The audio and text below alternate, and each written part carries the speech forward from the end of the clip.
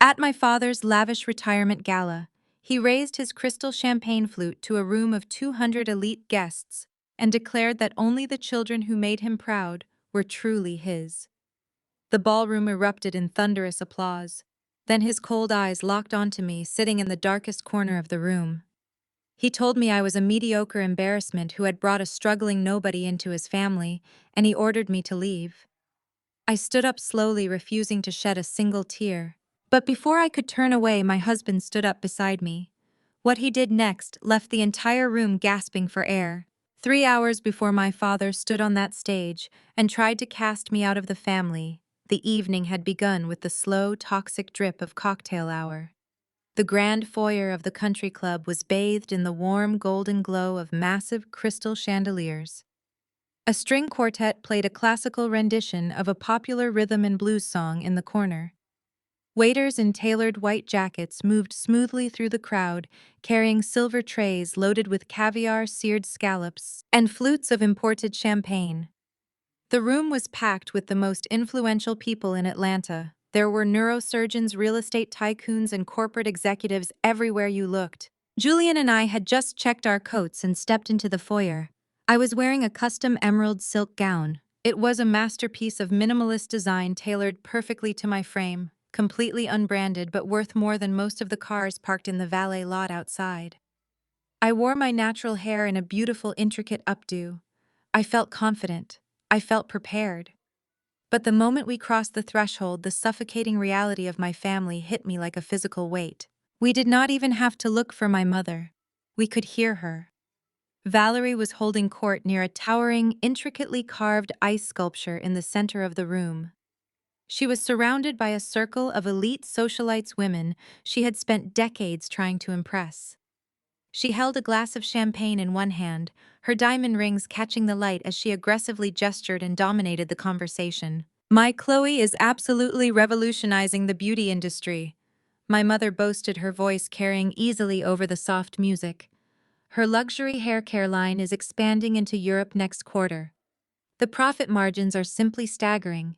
She is a visionary. She inherited her father's brilliant mind for commerce." I stood a few feet away, listening to the sheer volume of her lies. I kept my face perfectly neutral, but my mind immediately pulled up the financial ledgers I had meticulously audited just 3 nights ago. Chloe was not a visionary. Her luxury haircare business was an absolute financial disaster. They had exactly $0 in accounts receivable. They had not paid their overseas manufacturers in 8 months, and their distribution centers were completely empty. The European expansion my mother was loudly bragging about was actually a desperate attempt to dodge domestic creditors and file for international bankruptcy protection. The only reason Chloe was not facing massive civil lawsuits right this second was because of the stolen money my father had been quietly funneling into her failing accounts to keep up appearances. But my mother was not finished painting her masterpiece of a family. And Jamal, she continued, placing a manicured hand over her heart. "Well, you all know Jamal. Calvin is officially stepping down tonight, and Jamal is being fast-tracked to senior vice president. He has closed so many major accounts this year. My boys are going to run the entire logistics industry before he even turns 40. Another blatant, fabricated lie. As a forensic accountant, I knew the truth about my brother's legendary business acumen. Jamal had spent the last 3 quarters losing 2 of the largest shipping contracts the logistics firm had ever held because he was too busy playing golf on the corporate account.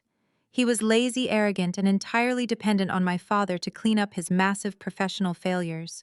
I felt Julian step up close behind me. His warm hand rested reassuringly on the small of my back. He leaned down, his lips brushing softly against my ear. "Do you think she actually believes the garbage she is saying?" Julian whispered, his tone laced with dark amusement. "Or is she just that desperate to convince everyone else?"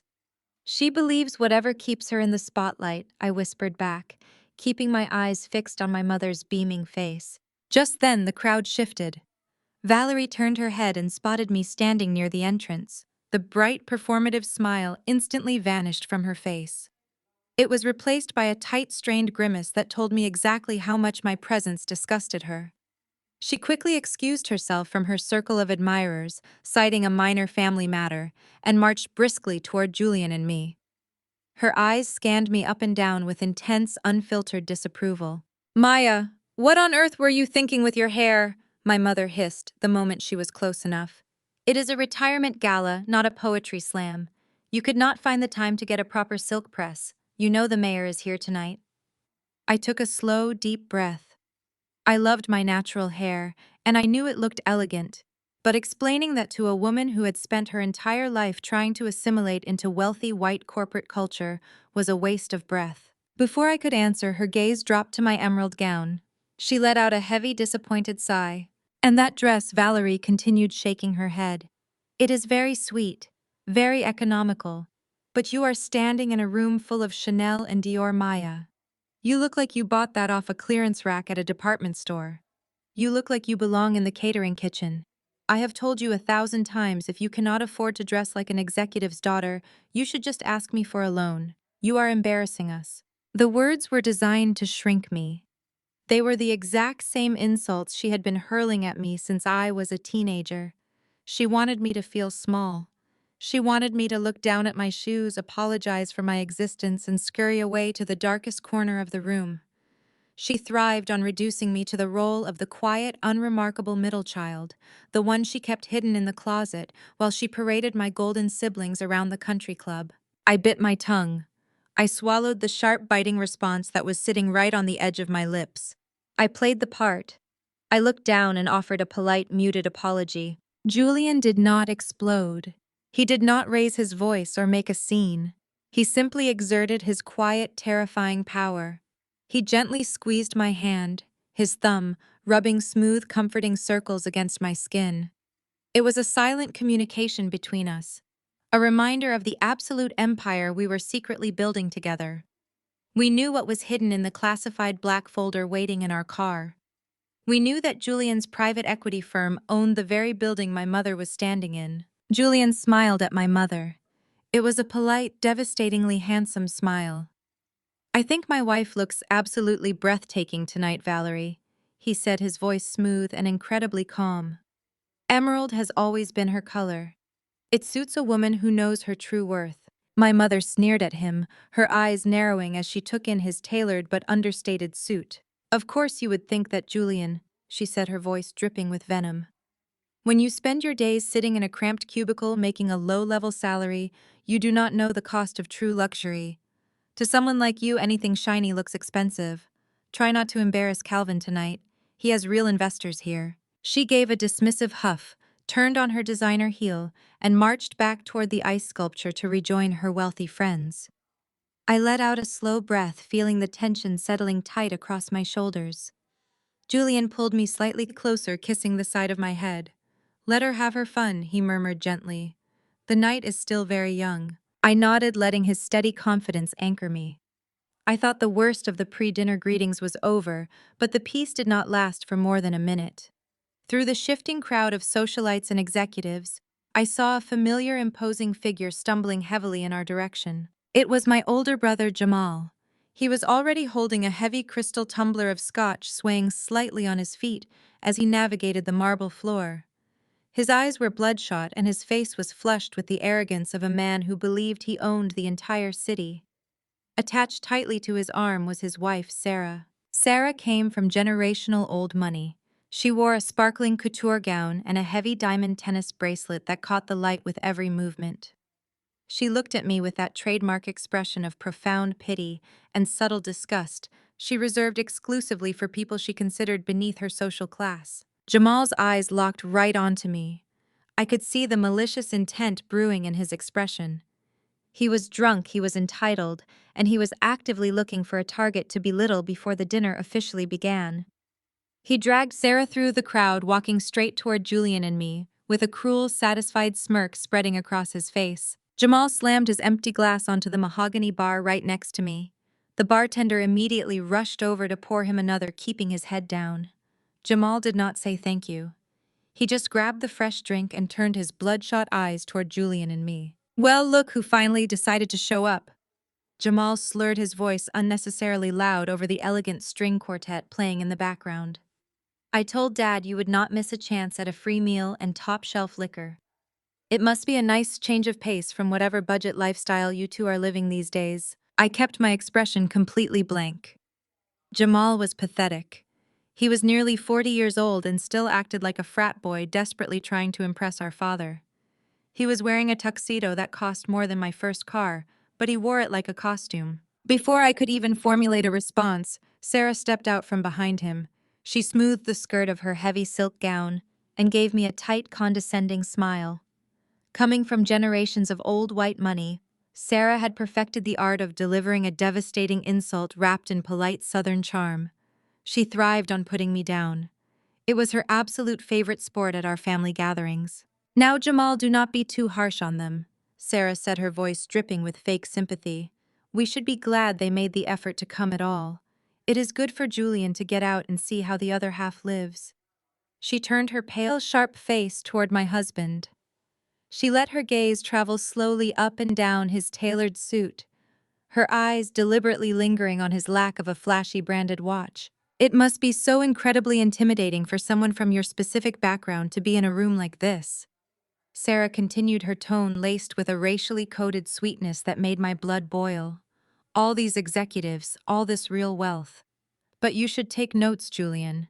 If you pay attention and learn how to network with the right kind of people, maybe you can finally move out of that little cubicle of yours. Who knows, maybe Calvin will even put in a good word for you in the mailroom. The sheer audacity of her statement hung heavily in the air. She was talking to a man whose private equity firm literally owned the supply chain her husband relied on. She was insulting a man who could buy her family's entire estate with the spare capital in his checking account. I felt a sharp protective anger flare up in my chest. I opened my mouth, fully prepared to tear her apart right there by the ice sculpture. I wanted to tell her exactly how small she really was. But before the first word could leave my lips, a heavy, suffocating grip clamped down hard on my bare shoulder. It was my father. Calvin stepped between me and my husband, his massive frame blocking my view of Julian. His grip on my shoulder was tight enough to leave a physical bruise. He did not say a word to Julian or Sarah. He simply grabbed my arm and physically pulled me away from the bar, dragging me a few feet away into a shadowed alcove near the heavy velvet curtains.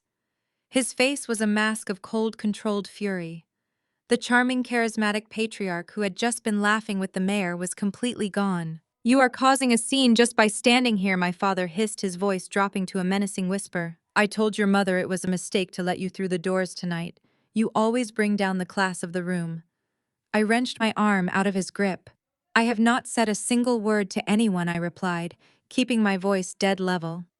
"Jamal is the one stumbling around drunk, and your daughter-in-law is handing out unsolicited career advice." "I do not care," Calvin snapped. He reached inside the breast pocket of his custom tuxedo jacket and pulled out a thick folded piece of cream-colored paper. He shoved it forcefully against my chest, forcing me to take it. "You want to be a part of this family tonight? You are going to pay for the privilege," he demanded. I unfolded the paper. It was a formal invoice from the country club. The total balance at the bottom was bolded in heavy black ink. $4,500. It was an invoice for the imported white orchids and roses decorating the VIP table, the exact table I was forbidden from sitting at. "What is this?" I asked, staring at the ridiculous number. "You are retiring with a multi-million-dollar package, and you are trying to extort $4,000 from your scapegoat daughter for table centerpieces." My father stepped closer, invading my personal space, trying to use his height to intimidate me. "That is your required contribution to this event," he growled. "You have never pulled your weight in this family, Maya. You have always been a financial drain. You are going to log into your little bank account and wire that money to me right now." I looked up at him, studying the desperate, angry lines on his face. "Why do you need $4,000 so badly tonight, Dad?" I asked quietly. His eyes flared with a sudden panicked rage. "Do not play games with me," he warned, pointing a thick finger an inch from my face. "You will transfer those funds by midnight tonight.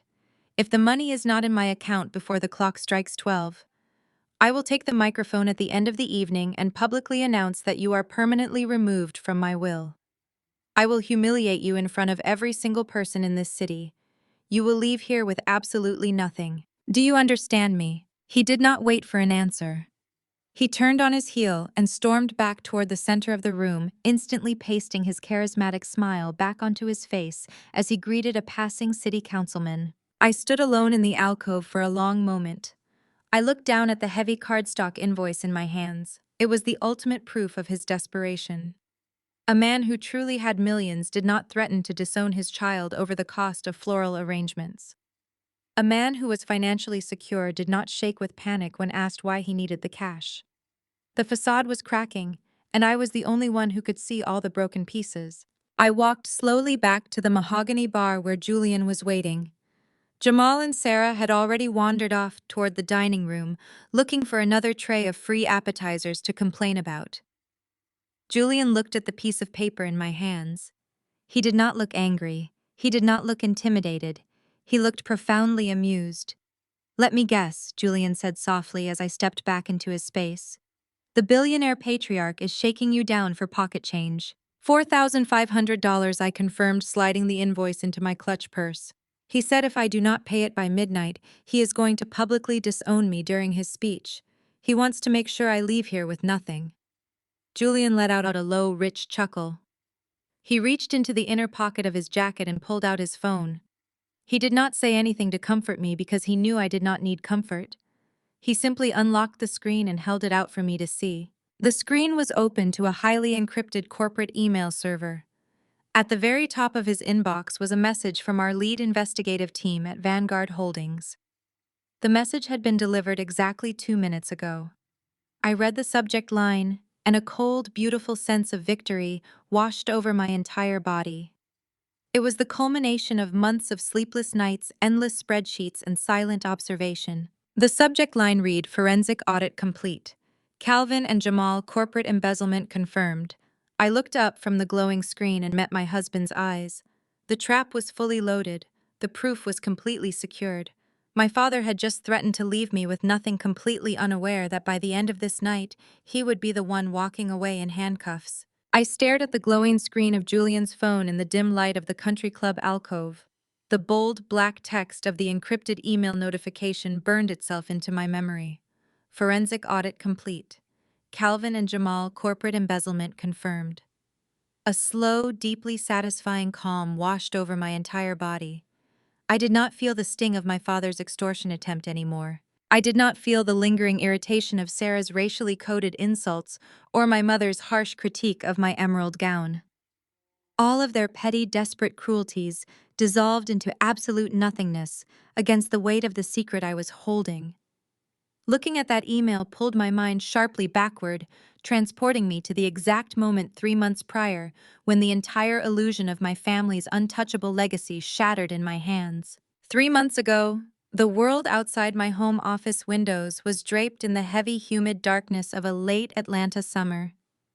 I was sitting behind my custom walnut desk, surrounded by glowing monitors and towering stacks of corporate tax returns, bank statements, and executive expense reports. I was not the struggling mediocre bookkeeper my family loved to mock at their lavish dinners. I was a top-tier forensic accountant and a silent partner at Vanguard Holdings, one of the most aggressive and successful private equity firms in the Southeast. And Julian, the man my mother constantly dismissed as a low-level cubicle worker, was not an analyst. He was the founder and chief executive officer of the entire firm. Julian and I had built Vanguard Holdings from absolute scratch. We started with a single shared laptop in a cramped one-bedroom apartment 10 years ago. Julian possessed a brilliant, ruthless mind for corporate acquisitions, and I had a surgical, unforgiving eye for forensic auditing. Together, we were a devastatingly effective team.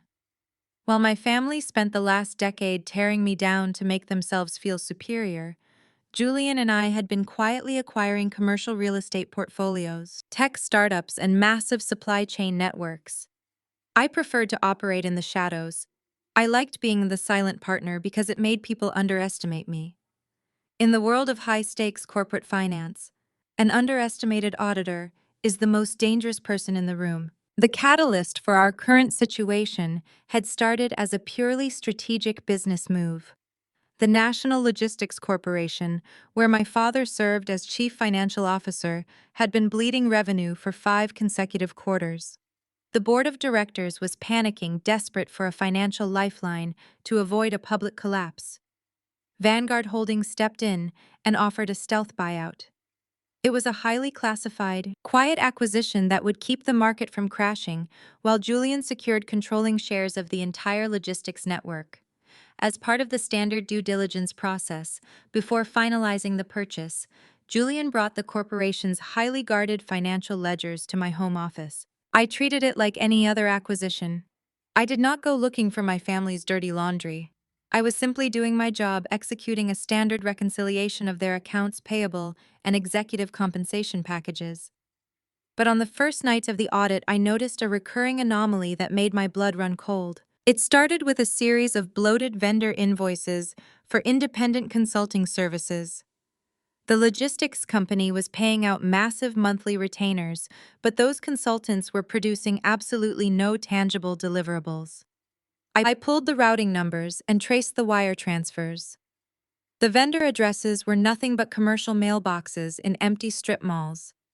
The money was being routed directly into offshore holding accounts. I brewed my fourth pot of coffee, locked the door to my office, and began to dig deeper into the rot. It took me 3 sleepless nights to peel back the layers of deceit, and what I found was horrifying. My father, Calvin, and my older brother, Jamal, were not brilliant businessmen. They were not the trailblazing corporate titans my mother relentlessly bragged about to her socialite friends. They were common thieves. The numbers laid my brother's complete incompetence bare. Jamal had spent the last 2 years losing millions of dollars in botched shipping contracts and mismanaged supply routes. To hide Jamal's catastrophic failures from the board of directors, my father had been patching the holes with stolen money. Calvin was falsifying the quarterly earnings reports to make Jamal look like a corporate prodigy, ensuring his golden son was perfectly positioned for a promotion to senior vice president. But the money my father was using to cover up the deficits was not coming from the operational budget. By the second night of the audit, I traced the unauthorized wire transfers back to their exact point of origin. My father was systematically draining the corporate employees' pension fund. The man who stood at podiums and preached to the community about Black excellence legacy and the value of hard work was actively robbing his own warehouse workers, truck drivers, and administrative staff blind. He was stealing the retirement security of hundreds of hardworking innocent people just to protect his son's fragile ego and secure his own unearned reputation. By the third sleepless night, the full sickening scope of the embezzlement finally came into sharp focus. I discovered a massive $12 million gap in the pension ledgers. The stolen money was not just plugging the holes in Jamal's department, it was funding the entire facade of our family's generational wealth. I followed the $12 million straight into a complex labyrinth of shell companies, and the final destination of those stolen funds made my stomach physically turn. The money was being funneled directly into an LLC registered to my younger sister. Chloe was not a visionary entrepreneur. Her highly publicized luxury hair care line was nothing but a glorified money laundering operation. I audited her business accounts and found empty warehouses, fake manufacturing invoices, and zero actual retail revenue.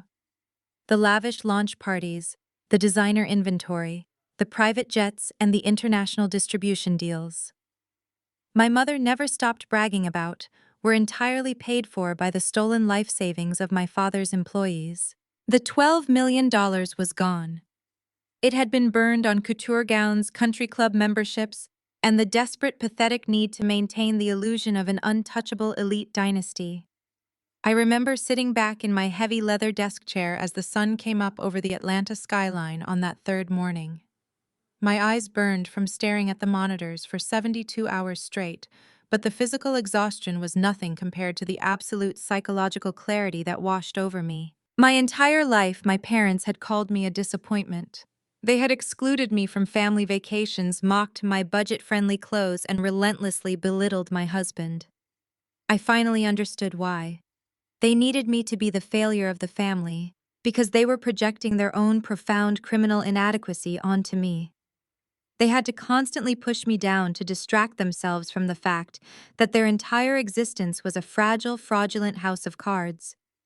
They resented my quiet, honest life because it was a glaring reminder of the integrity they completely lacked. Julian had walked into my office that morning bringing me a fresh cup of tea. He took one look at the cascading spreadsheets on my monitors, then looked at my face. I did not have to say a single word. He leaned over my shoulder reading the final forensic audit report.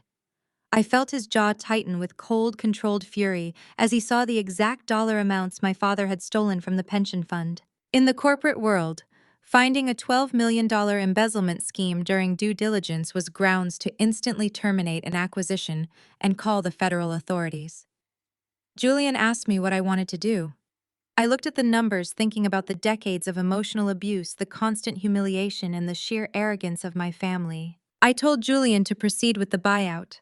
I told him to finalize the paperwork, secure the controlling shares of the corporation, and lock my father and my brother into the trap. We spent the next 3 months working in absolute disciplined silence. We let my family continue to gloat. We let them plan this lavish, obscenely expensive retirement gala. We let my father preen and boast about his flawless career, knowing the entire time that we held the match that would burn his fraudulent empire to the ground. The memory faded, bringing me squarely back to the present moment in the shadowed alcove of the country club. I looked at the secure email notification on Julian's phone one more time. The official forensic report was locked, sealed, and legally binding.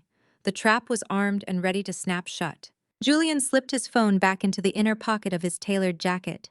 He offered me his arm, his demeanor shifting seamlessly back to the polite, unassuming husband my family thought he was. I took his arm, my posture straight, and my chin held high. It was time to take our seats for dinner. It was time to let Jamal boast about his unearned promotions and let Sarah brag about her stolen wealth. It was time to watch them feast, knowing it would be their last meal in high society. The event coordinator gestured for the guests to take their seats, signaling the official start of the evening. The massive ballroom was a sea of motion as 200 of Atlanta's most elite socialites, politicians, and corporate executives began to find their assigned tables. Julian placed a hand on the small of my back, guiding me through the shifting crowd. We did not have to search very long to find our place. My father had orchestrated the seating chart with the same malicious, calculating precision he used to manipulate his company's financial ledgers. The host led us to table 47. It was not just located in the back of the room, it was practically in a different zip code entirely.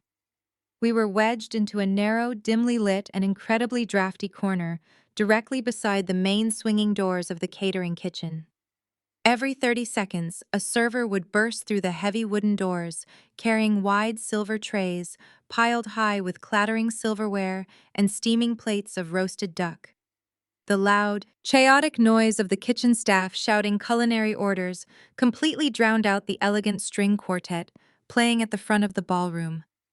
A harsh metallic draft from an industrial air conditioning vent blew aggressively down from the ceiling, hitting the back of my exposed neck. My father wanted to make absolutely certain that I spent the entire evening dodging anxious busboys and smelling industrial dish soap.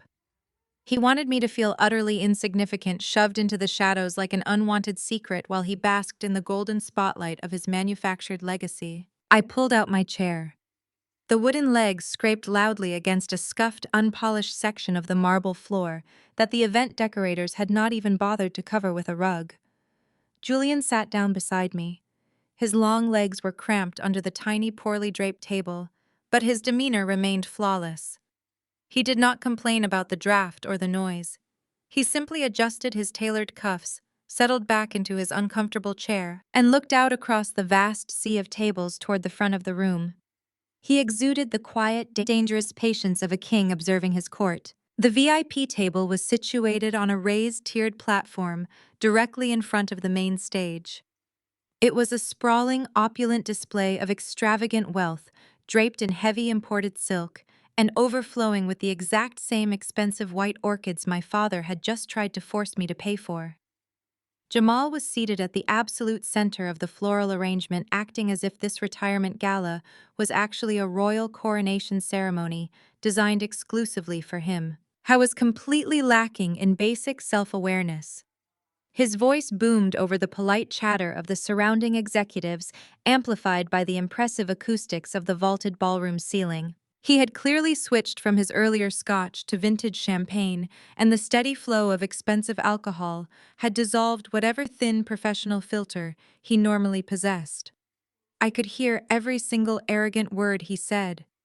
I was leaning heavily across the white tablecloth, aggressively gesturing with his champagne flute toward a group of senior board members seated at the adjacent table. He was bragging loudly about the impending corporate acquisition. It was almost physically painful to listen to his profound stupidity. Jamal was loudly explaining how his brilliant strategic maneuvers over the past 3 quarters had single-handedly attracted the attention of a massive, ruthless private equity firm.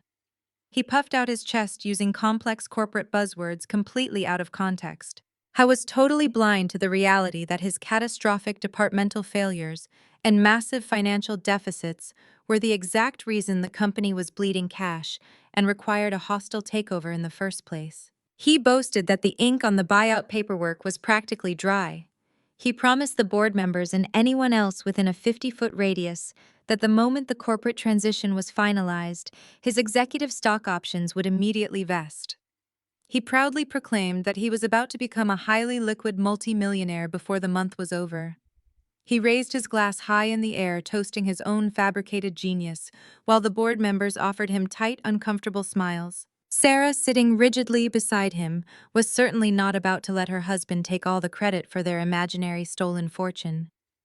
She leaned eagerly into the conversation, her heavy diamond jewelry catching the harsh glare of the stage lights. She practically shouted over the music to the wife of the city mayor sitting 2 tables away, desperate to make sure her voice carried above the clinking of fine china. Sarah announced to the entire front row that she and Jamal were closing on a massive custom-built beachfront estate in the Hamptons next Tuesday. She described the luxury property in excruciating, boastful detail. She talked endlessly about the imported Italian marble countertops, the private infinity pool overlooking the ocean, and the climate-controlled wine cellar she was having custom designed by a Parisian architect. She laughed a high, shrill, deeply grating sound, claiming that Jamal's massive buyout bonus was the perfect excuse to finally upgrade their lifestyle to a standard she was historically accustomed to. She looked incredibly smug, completely convinced of her own untouchable superiority. She thrived on making sure everyone in the room knew exactly how much money she was about to spend. I sat at my drafty table by the kitchen doors, sipping my ice water, watching this spectacular performance of pure delusion. It was a masterclass in unearned entitlement. As a forensic accountant who had just spent 3 sleepless nights tearing their financial records apart, the irony was thick enough to choke on. Every single dollar they were bragging about, every penny of that Hamptons vacation home, and every drop of that vintage champagne was paid for with the stolen retirement funds of the very warehouse workers who had spent 30 years building my father's company. They were feasting on stolen time and stolen futures, parading around in couture gowns purchased with the life savings of innocent administrative staff. I glanced sideways at Julian. He was watching the VIP table with the cold, detached fascination of an apex predator, watching its prey wander blindly into a steel snare. The profound irony of Jamal bragging about a Vanguard Holdings corporate buyout directly to the founder and chief executive officer of Vanguard Holdings was almost too poetic to be real. Jamal was enthusiastically digging his own grave and bragging about the quality of the shovel. The first course of seared scallops and microgreens was just being cleared away by the rushing waitstaff when the atmosphere in the back of the room suddenly shifted. The heavy brass-handled double doors leading out to the main lobby did not just open. They were pushed wide apart with a sharp, commanding force that immediately caught my attention. A man stepped into the ballroom, bringing a sudden rush of cool lobby air with him. He was clearly not a guest on the invitation list, and he was certainly not part of the country club catering staff. He was a corporate courier dressed in a sharp, immaculate black suit that screamed federal compliance and high-level corporate security. He carried no food tray or champagne flute. In his right hand, he held a thick, heavily classified black folder, securely sealed with a tamper-evident red security band running across the flap. In the corporate world, a red seal on a black folder meant only one thing: It meant final legally binding signatures on a major merger and acquisition. It meant the deal was officially closed. The courier did not pause to admire the lavish ballroom decorations or the towering ice sculptures. He did not even glance toward the brightly lit VIP table where my family sat holding court and sipping champagne. He bypassed the wealthy socialites, the local politicians, and the corporate executives entirely. His sharp eyes scanned the darkened perimeter of the room until he found table 47. He walked with a brisk, purposeful stride, his leather shoes clicking sharply against the marble floor, cutting a straight line directly toward the kitchen doors. He marched straight up to our drafty, cramped table, stopping squarely in front of my husband. Without a single word, the courier extended his hand and presented the sealed black folder directly to Julian. The corporate courier handed the heavily classified black folder directly to Julian. My husband did not hesitate. He took the heavy document, his large hands gripping the thick leather casing with complete familiarity. The courier gave a single crisp nod of professional acknowledgement, turned on his heel, and marched right back out the swinging double doors into the lobby. He was gone as quickly as he had appeared, but the impact of his brief arrival immediately rippled through the front of the room. From my vantage point at table 47, I watched my younger sister Chloe narrow her eyes. She was sitting at the VIP table flanked by her wealthy friends, holding a glass of rose champagne. Chloe hated when anyone else received attention. She thrived on being the absolute center of gravity in any room she occupied. Seeing a high-level corporate courier bypass her completely to deliver a secure package to the sister she considered a failure was entirely unacceptable to her fragile ego. She slammed her champagne flute down onto the table. I watched her whisper something harsh to my mother before gathering the voluminous skirts of her sequined designer gown. She marched down the tiered steps of the VIP platform, her heels striking the marble floor with aggressive, entitled force. She was making a direct line for our drafty corner next to the kitchen doors. I kept my hands folded neatly in my lap. I could feel Julian shifting slightly beside me, placing the black folder flat onto the table and resting his hand over the red security seal. Chloe arrived at our table, crossing her arms over her chest. She glared down at us, her lip curled in a familiar expression of deep disgust. "What was that all about?" Chloe demanded, her voice loud enough to turn the heads of the guests sitting at the adjacent tables. "Who was that guy in the suit, and why is he handing deliveries to Julian? This is an exclusive retirement gala, Maya, not a mailroom. You cannot just have your husband's cheap budget spreadsheets delivered here." "It is just some light reading for the evening," Julian said smoothly. His voice was incredibly calm, revealing absolutely nothing. Chloe scoffed, flipping her long hair over her shoulder. "Whatever. Listen to me very carefully, Maya. I have a major problem, and you are going to fix it right now. 6 of my sorority sisters just arrived late, and the event staff completely messed up their seating arrangements. They are scattered all over the room, and they need to sit together so we can take group photos for my social media pages." She gestured flippantly toward my chair, then toward Julian's. "So you two need to get up," Chloe ordered. "Give up this table. You can just go stand by the bar near the coat check for the rest of the dinner. It is not like anyone actually wants to talk to you anyway. You are just taking up valuable space." I stared at her, completely unfazed by her sheer audacity. I had spent 35 years watching her pull these kinds of stunts. She genuinely believed that my sole purpose on this earth was to be her convenient stepping stone. "I am not giving up my seat, Chloe," I said, keeping my tone perfectly even. "We were assigned this table by Dad. If your friends arrived late, that is their problem. They can sit where the coordinator placed them." Chloe gasped, her eyes widening in dramatic, exaggerated shock. "Are you seriously defying me right now? You are literally ruining my night." Before she could launch into a full-blown temper tantrum, the sharp scent of expensive floral perfume hit my nose. My mother Valerie suddenly appeared behind Chloe. She had clearly seen her golden child looking distressed and rushed over from the VIP table to intervene. "What is going on here?" Valerie snapped, her eyes darting between me and Chloe. "Why are you raising your voice, Chloe, darling?" "Mom, Maya is being completely unreasonable," Chloe whined, instantly adopting the voice of a victimized child. I just asked her to move to the bar so my friends could sit together and she is refusing. She is deliberately trying to ruin my photos. Valerie turned her furious gaze onto me, her hands planted firmly on her hips, her heavy silk gown rustling around her legs. Maya, why must you always make things so difficult?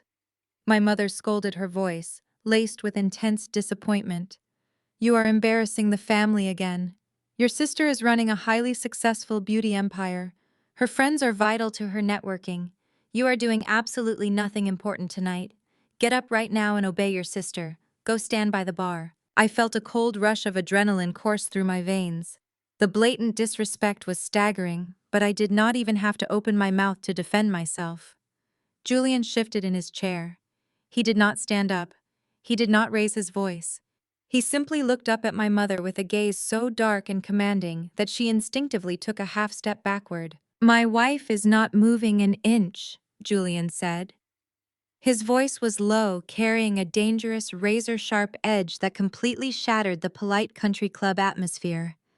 We are staying seated exactly where we are. If your other daughter has an issue with the seating arrangements, she can take it up with the venue management. But you will never speak to Maya that way again. Valerie gasped, her hand flying up to touch her diamond necklace. She looked at Julian as if he had just slapped her across the face. In her world, low-level analysts did not speak to wealthy society matriarchs with such absolute authority. "Excuse me," a sharp, condescending voice called out from the crowd. Sarah, my brother Jamal's white wife, pushed her way past my mother. She had followed Valerie from the VIP table, always eager to insert herself into a situation where she could assert her generational wealth and tear me down. She stood next to Chloe, crossing her arms, her pale face flushed with indignant anger. "You need to learn how to speak to your betters, Julian." Sarah snapped, her tone dripping with racial microaggressions. "You are a guest in our world. You are only here because Calvin took pity on Maya. You really need to know your place in rooms like this before you find yourself escorted out by security. You are nothing but a minor corporate drone." The sheer arrogance radiating from Sarah was blinding. She stood there in her couture gown, looking down her nose at the man who could dismantle her entire reality with a single phone call. I looked at Sarah. I looked at the smug satisfaction on her face, and I decided that I was done playing the quiet scapegoat. The trap was ready. The folder was on the table. It was time to draw the first drop of blood. I rested my elbows on the table and looked directly into Sarah's pale blue eyes. "You talk a lot about knowing your place, Sarah," I said, my voice carrying clearly over the ambient noise of the room. "You love to remind everyone about your family's generational wealth. You love bragging about that new beachfront vacation home you and Jamal are closing on next week." Sarah tilted her chin up, a haughty smile forming on her lips. "That is because Jamal and I actually understand success, Maya, something you will never grasp." I smiled back at her. It was a terrifying, calculating smile. "Success is an interesting word," I replied casually. "I personally find it fascinating how you can define success while completely ignoring the $50 million federal tax lien the Internal Revenue Service just placed on your family's primary estate." The haughty smile instantly vanished from Sarah's face. All the color drained from her cheeks, leaving her looking completely ghost pale. Her mouth dropped open, but no sound came out. I continued, my voice steady and surgical. "Yes, I know all about it, Sarah. Your father has been dodging federal taxes for the last 12 years. The government froze all of your family's domestic assets 3 days ago. Your generational wealth is a complete illusion. You are bankrupt. And the only reason you are closing on that Hamptons house next week is because Jamal used stolen corporate funds to cover your family's massive legal debts." Sarah took a stumbling step backward. Her hands began to shake violently. She looked at me with pure, unadulterated horror. She had spent years hiding her family's financial ruin behind a wall of arrogant privilege, and I had just ripped it away in front of my mother and sister. "How," Sarah whispered, her voice trembling so badly it was barely audible. "How could you possibly know that?" "Because I pay attention to the things that actually matter," I said coldly. "You should really focus on finding a good bankruptcy lawyer instead of worrying about my seating arrangements." Chloe and Valerie stared at Sarah, their expressions morphing from anger to profound confusion. They had no idea what I was talking about. They had no idea that their perfect daughter-in-law was completely broke. Sarah could not even defend herself. She turned away, pushing frantically through the crowd, desperate to escape the devastating truth I had just exposed. Valerie looked at me, her eyes wide with shock. "What are you talking about, Maya?" my mother demanded, her voice shaking. "What tax lien? What stolen funds?" Before I could answer her, the atmosphere in the room shifted dramatically. The bright golden light from the crystal chandeliers suddenly dimmed. A hush fell over the entire crowd as the string quartet stopped playing. A single brilliant white spotlight cut through the darkness, illuminating the center of the main stage. My father, Calvin, confidently strutted up the wooden steps to the podium. He adjusted his silk bow tie and smiled broadly at the 200 guests, soaking in the thunderous applause that erupted through the room. He looked incredibly proud. He looked untouchable. He grabbed the microphone, completely unaware that his entire life was about to end. He was completely unaware that the heavy black folder sitting on my table contained his absolute destruction. The trap was fully set. "Let me begin by thanking all of you for being here tonight." My father's voice boomed through the speakers. Julian picked up the black folder. He looked at me, and I nodded. It was time. The heavy black folder rested on our small table by the kitchen doors. Julian ran his thumb over the tamper, evident red security seal. The thick plastic band yielded with a sharp, satisfying snap that was completely swallowed by the sound of 200 people clapping for my father. Up on the main stage, Calvin adjusted his silk bow tie. He gripped the edges of the acrylic podium and leaned into the microphone, his chest puffed out with arrogant pride. While my father smiled for the flashing cameras, Julian calmly flipped open the heavy leather cover of the folder. He slid the contents toward me, keeping the documents perfectly aligned on the white tablecloth. I looked down at the crisp watermarked pages. It was the absolute culmination of 3 months of sleepless nights and relentless forensic auditing. The first document was the final unredacted filing from the Securities and Exchange Commission. It explicitly detailed the massive financial deficits, the hidden shell accounts, and the $12 million of missing pension funds.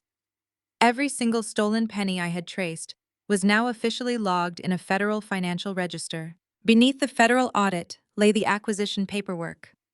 It was dozens of pages of dense binding corporate law, but the only page that mattered was the one resting right on top. It bore the signature of the outgoing chairman of the board, transferring 80% of the corporate voting shares directly to Vanguard Holdings. The transition was immediate, binding, and entirely irreversible. My father did not know it yet, but he was standing on a stage paid for by a company he no longer worked for. He was wearing a custom tuxedo funded by a bank account that was currently being frozen. He was entirely, completely powerless. Julian rested his hand over the documents, his gold wedding band catching the dim light. We sat in the shadows of the ballroom, holding the literal ownership of my family's entire legacy, and listened to my father begin to speak. "Let me begin by thanking all of you for being here tonight." Calvin projected his voice, smooth and incredibly charismatic. He sounded like a man who believed his own lies. Reaching this milestone gives a man time to reflect on what truly matters. We spend our lives building businesses, securing contracts, and accumulating wealth. But a true legacy is measured by the family we leave behind to carry the torch. A polite murmur of agreement washed over the crowd. I watched my mother Valerie dabbing at her dry eyes with a silk handkerchief. She was playing the role of the devoted, emotional wife, completely ignoring the fact that her daughter-in-law had just fled the room in a state of financial terror. Calvin gestured grandly toward the VIP table, his face beaming with manufactured pride. He turned his attention to my older brother first. "When I look at Jamal," my father continued, his voice swelling with emotion, "I see the future of the logistics industry. I see an unmatched business intellect. Jamal has closed our most challenging accounts and navigated our most difficult quarters with the grace of a seasoned titan. He is a man who understands the weight of our family name." Jamal raised his glass of champagne to the room, completely oblivious to the fact that his wife was missing. He grinned like a fool, soaking in the applause. He had no idea that the federal audit sitting on my table explicitly named him as a co-conspirator in a multi-million-dollar embezzlement scheme. He was celebrating his own impending arrest. My father then turned his proud gaze toward Chloe, who was sitting up perfectly straight, to ensure the photographers captured her good side. "And then there is my Chloe," Calvin said, placing a hand over his heart. "A true visionary, a creative genius who took the beauty industry by storm. She possesses a relentless entrepreneurial spirit that inspires me every single day. She proves that the entrepreneurial drive runs deep in our blood." More applause echoed through the ballroom. Chloe offered a modest, practiced wave to the crowd. She was lapping up the praise, utterly blind to the reality that her luxury hair care line was nothing but a hollow shell company used to launder the retirement funds of the catering staff currently serving her dinner. I sat perfectly still, listening to this grotesque theater of validation. My father was building them up so high, placing them on towering pedestals of fabricated success just so he could use the contrast to crush me. I knew the pivot was coming. I could feel the atmosphere in the room begin to shift as the warmth slowly drained from my father's voice. The smile vanished from his face. His posture stiffened. The charismatic, loving patriarch disappeared, replaced by the cruel, calculating man I had known my entire life. He stopped looking at the VIP table. His eyes scanned over the heads of the wealthy socialites and powerful politicians, piercing through the dim lighting until they locked directly onto me. He found me sitting at the drafty table in the back, right next to the kitchen doors. The silence in the ballroom became heavy and suffocating. The guests sensed the sudden dramatic shift in tone. "When you build an empire," my father said, his voice turning cold and sharp, "you quickly learn that you are only as strong as your weakest link. True legacy requires excellence. It requires children who honor the sacrifices made for them. Only the children who made me proud are truly mine." He paused, letting the devastating insult hang in the air. Hundreds of heads began to turn. The elite guests twisted in their chairs, following his glare toward the back of the room. "As for the one who chose a life of mediocrity," my father continued, his voice echoing relentlessly through the massive speakers. "The one who rejected every opportunity I provided, who refused to understand the standards of this family, and who brought a struggling nobody into our circle. You do not belong at this table. You do not belong in this room. You can leave." We had officially reached the breaking point. This was the exact moment he intended to break my spirit, to publicly humiliate me into submission, to force me to run away in tears so he could feel like a god. Valerie looked away, staring intently at the floral arrangements. Chloe let out a short, highly audible laugh, raising her champagne glass to her lips. They were waiting for me to shatter. I pushed my chair back, the wood scraping loudly against the marble floor. I stood up slowly. I kept my spine completely rigid and my shoulders squared. I smoothed the skirt of my emerald gown, maintaining absolute composure. I did not shed a single tear. I looked my father dead in the eye, refusing to give him the satisfaction of seeing me break. Before my hand could even reach for my clutch purse, Julian stood up beside me. He did not rush. He did not look angry or intimidated. He projected an aura of absolute, terrifying authority. He reached over, picked up my clutch, and handed it to me. Then he stepped away from the table, leaving the black folder resting securely next to my water glass. Julian walked straight down the center aisle of the ballroom, parting the sea of staring guests. My father gripped the edges of the podium, his face turning red with sudden, furious indignation as he watched Julian approach the stage. The event coordinator rushed forward, holding up a hand to intervene, but Julian silenced him with a single commanding look. The coordinator instinctively stepped back and handed Julian the spare microphone. Julian stopped at the base of the stage. He calmly buttoned his tailored suit jacket. He looked up at my father, who was now visibly seething behind the podium. Julian raised the microphone to his mouth and smiled. It was a cold, predatory smile that promised absolute ruin. "We will gladly leave," Calvin Julian said, his deep voice carrying perfectly through the massive speakers and freezing the blood of every person in the room. "But before we do, as the new majority shareholder of your company, I think we need to discuss your severed pension." A collective gasp swept through the ballroom. The sudden earth-shattering revelation hung in the air, shifting the balance of power in an instant. My father staggered back a half step, his knuckles turning white as he gripped the acrylic podium.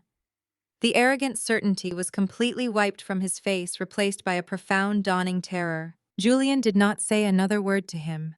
He slowly lowered the microphone to his side, his eyes never leaving my father's pale face. Without breaking eye contact, Julian lifted his left hand and gave a subtle, deliberate nod toward the soundboard booth at the very back of the ballroom. I was signaling the audiovisual team. It was a team my father thought he had hired, but it was actually a highly specialized corporate media crew that Julian had secretly brought in and paid for 3 weeks ago. The trap was springing shut. The execution was about to begin. Julian lowered the microphone he had just taken from the stunned event coordinator.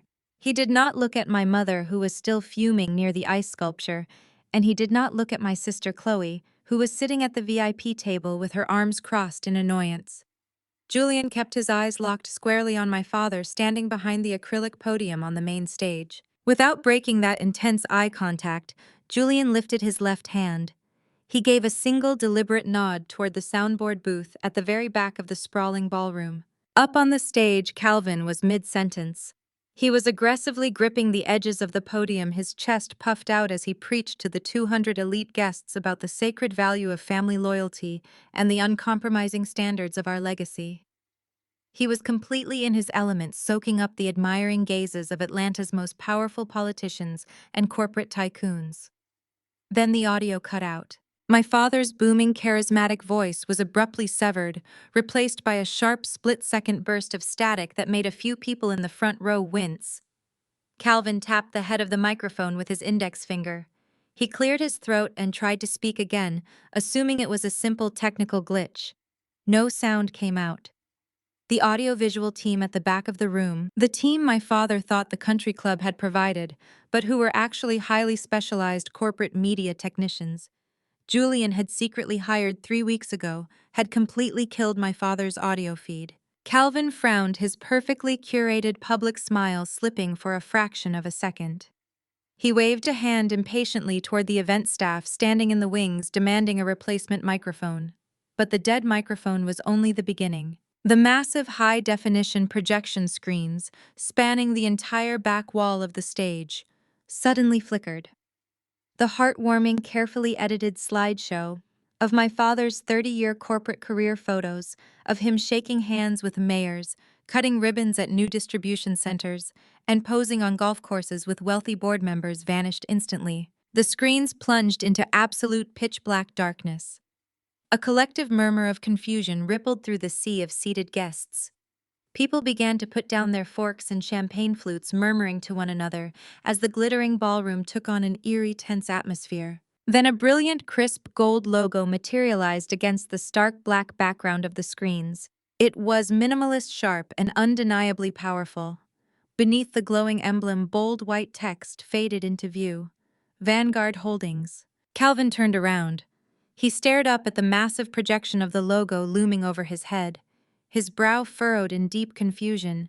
He did not understand what he was looking at. He had spent the last several months desperately trying to secure a financial lifeline for his bleeding logistics company, but he had never been permitted to know the name of the private equity firm executing the stealth buyout. Only the chairman of the board held that classified information. The golden logo held the screen for exactly 5 seconds, just long enough to burn itself into the retinas of every executive in the room. Then the screen shifted. High-resolution scans of legal documents appeared, projected so large that the fine print was legible from the very back row where I was sitting. They were the final, fully executed corporate acquisition papers.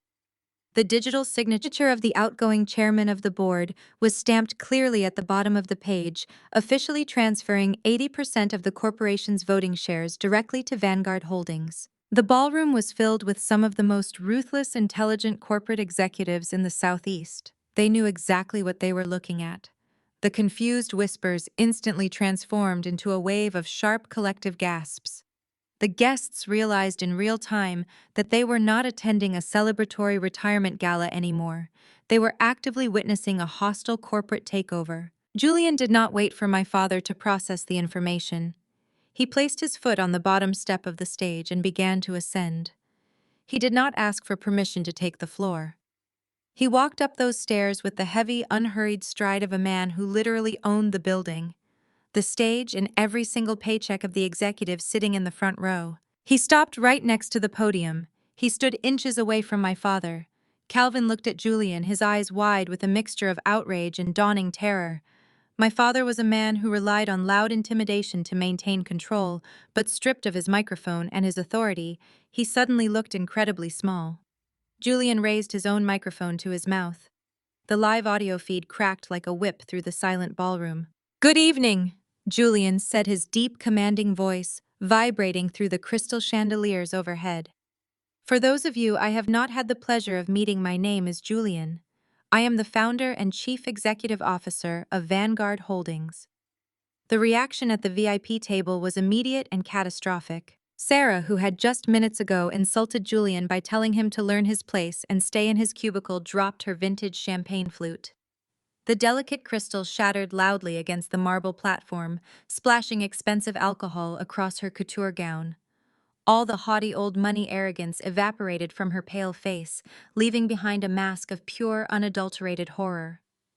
She was staring at the man she had just racially profiled and belittled, realizing that he held the power to eradicate her entire existence with a single signature. Jamal gripped the edges of the VIP table, his knuckles turning white.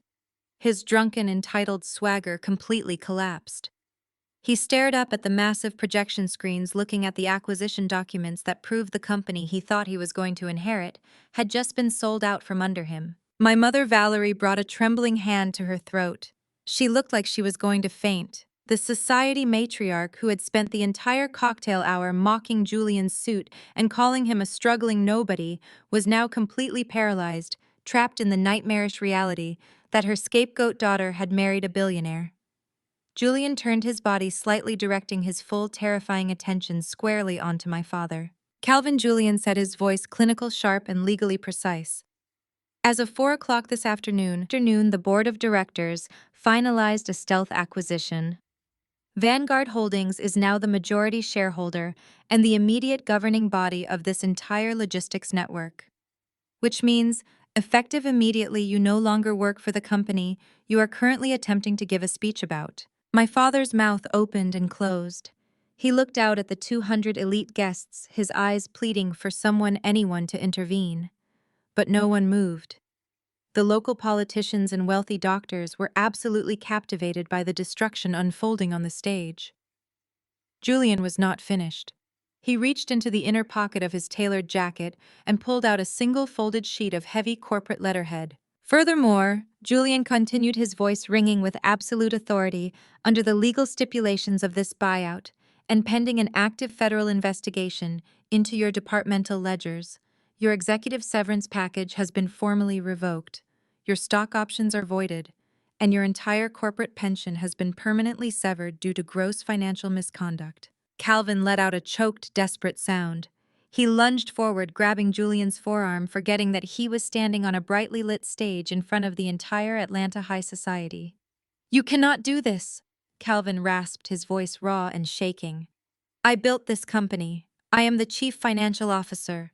You are a liability," Julian corrected smoothly, effortlessly, shrugging off my father's desperate grip. "And you are a thief." Jamal could not take it anymore.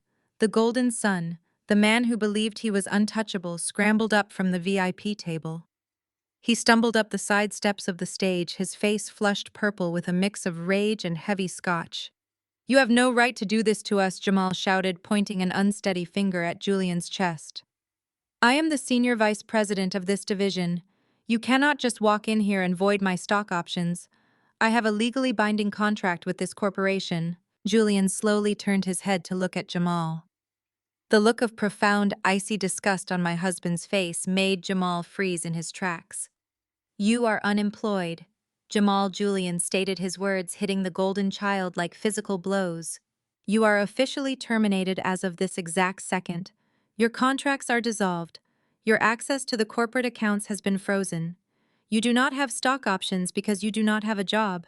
Jamal staggered backward, bumping into the acrylic podium. He looked down at Sarah, who was still sitting frozen at the VIP table amidst the shattered glass of her champagne flute. The reality of their total financial ruin was crashing down on them in real time. The Hamptons beach house they had bragged about, the luxury cars, the generational wealth they thought they were entitled to, it was all completely gone. The ballroom was absolutely electrified. The guests were holding their breath, witnessing the total systematic dismantling of my family's fraudulent dynasty. Julian had single-handedly stripped my father and brother of their titles, their money and their power in less than 3 minutes. But Julian knew exactly who was supposed to deliver the final fatal blow. He did not look at my mother, who was silently weeping at the VIP table. He did not look at Chloe, who was frantically deleting the arrogant social media posts she had made earlier in the evening. Julian turned his back on my father and brother. He looked out across the vast shadowed ballroom, his eyes finding me where I was standing tall and composed next to the kitchen doors. He extended his hand toward me, an invitation and a summons all at once. "However, I did not uncover this profound corporate rot alone," Julian announced to the silent, captivated crowd. "I think Vanguard's lead forensic auditor has a few words to share with the room." Julian extended his hand toward me. The entire ballroom held its collective breath. I let go of the small table near the kitchen doors. I did not look down at the floor the way my mother had always trained me to do. I kept my chin perfectly level and my shoulders squared. The soft rustle of my emerald silk gown was the only sound accompanying my footsteps as I walked down the center aisle of the room.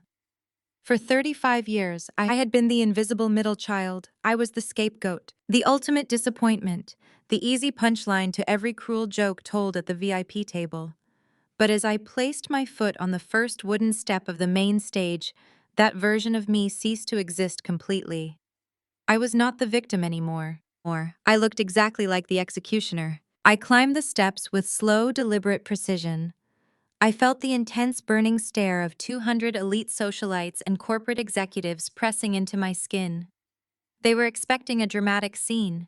They were expecting an emotional meltdown from a jealous, bitter daughter. They were completely unprepared for the absolute clinical destruction I was about to unleash upon my family. Julian met me at the center of the stage. He handed me the microphone. His warm fingers brushed against mine, transferring a silent, steady surge of power and solidarity. He took a respectful step back, giving me the floor entirely.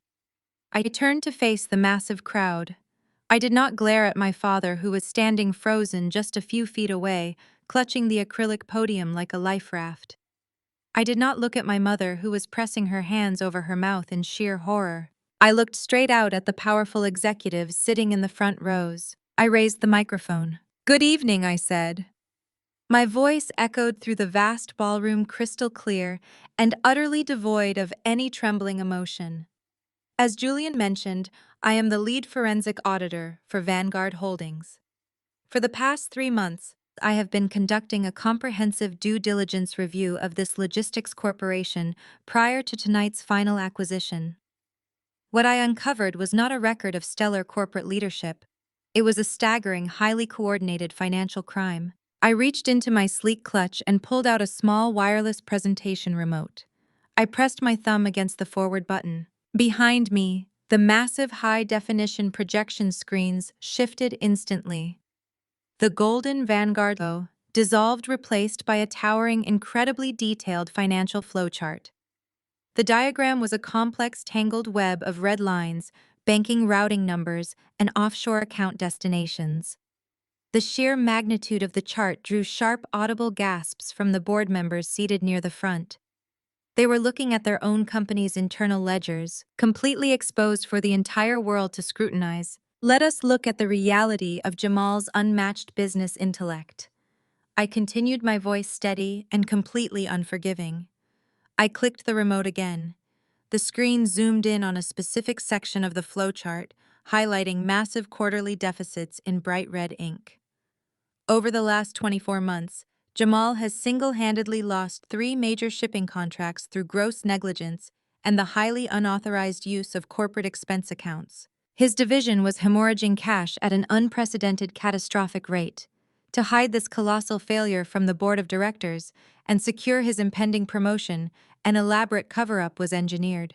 I pointed to the very top of the flowchart, where my father's official executive signature was digitally projected next to a series of fraudulent wire transfers. The chief financial officer authorized a systematic draining of the corporate employee pension fund, I announced. The words struck the silent room with the devastating force of a physical blow. You heard that correctly. The retirement savings of your warehouse workers, your delivery drivers, and your dedicated administrative staff were secretly and maliciously liquidated.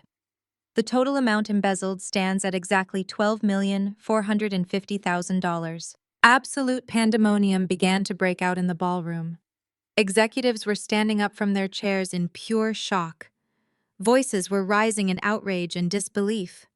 I saw one of the senior board members pull out his phone, his face pale with furious indignation. But I was not finished dismantling the illusion. I raised my voice slightly, cutting cleanly through the rising chaos of the crowd. I clicked the remote a third time. The projection screen shifted from the corporate ledgers to a damning series of empty warehouse photos, fake manufacturing invoices, and a complex web of dummy LLC registrations. That $12 million did not just patch the bleeding holes in Jamal's department, I stated, aiming my cold gaze directly at the VIP table where my younger sister was sitting. It was funneled through a sophisticated labyrinth of offshore holding accounts to fund a lifestyle built entirely on theft. The final destination for the stolen pension money was a company registered to Chloe. Chloe bolted upright in her chair. The sequined fabric of her expensive couture gown caught the bright stage lights as she frantically shook her head. Her wealthy sorority sisters and socialite friends physically recoiled from her, pulling their chairs away abruptly, as if she were a contagious disease. Your visionary entrepreneurial spirit is a complete fabrication. Chloe, I said, speaking directly to her over the booming sound system. Your luxury hair care line has zero retail revenue. You have not paid your overseas manufacturers in 8 months. The distribution warehouses are completely empty. Your entire business is nothing but a money laundering shell company designed to clean the funds your father stole from his own employees. Every designer dress you wear, every first-class flight you take, and every single drop of champagne you are drinking tonight was paid for by the stolen futures of innocent, hardworking people. The devastation was absolute and total. Chloe buried her face in her hands, her perfect, arrogant facade crumbling into a pathetic mess of panicked tears. Sarah, who had been sitting frozen since Julian's initial announcement, looked at Jamal with a mixture of terror and deep, visceral disgust. The old money heiress realized in that exact moment that she had married a common criminal who had just destroyed her social standing forever. My mother Valerie was openly sobbing into her napkin, her high society friends actively ignoring her distress to whisper furiously among themselves. I looked at the data glowing brightly behind me. The mathematical precision of my forensic audit left absolutely zero room for denial, argument, or misinterpretation. It was ironclad. It was flawless. I had taken every single insult, every harsh rejection, and every moment they made me feel like I was not enough, and I had transformed it into undeniable, irrefutable evidence of their destruction. I had not just defeated them emotionally, I had mathematically erased their entire legacy. I turned my attention back to my father. Calvin was no longer frozen behind the acrylic podium. The initial shock had worn off completely, replaced by a violent, explosive rage. His perfectly curated image of the dignified, wealthy patriarch shattered into a million irreparable pieces right in front of my eyes. His face turned a deep, dangerous shade of purple.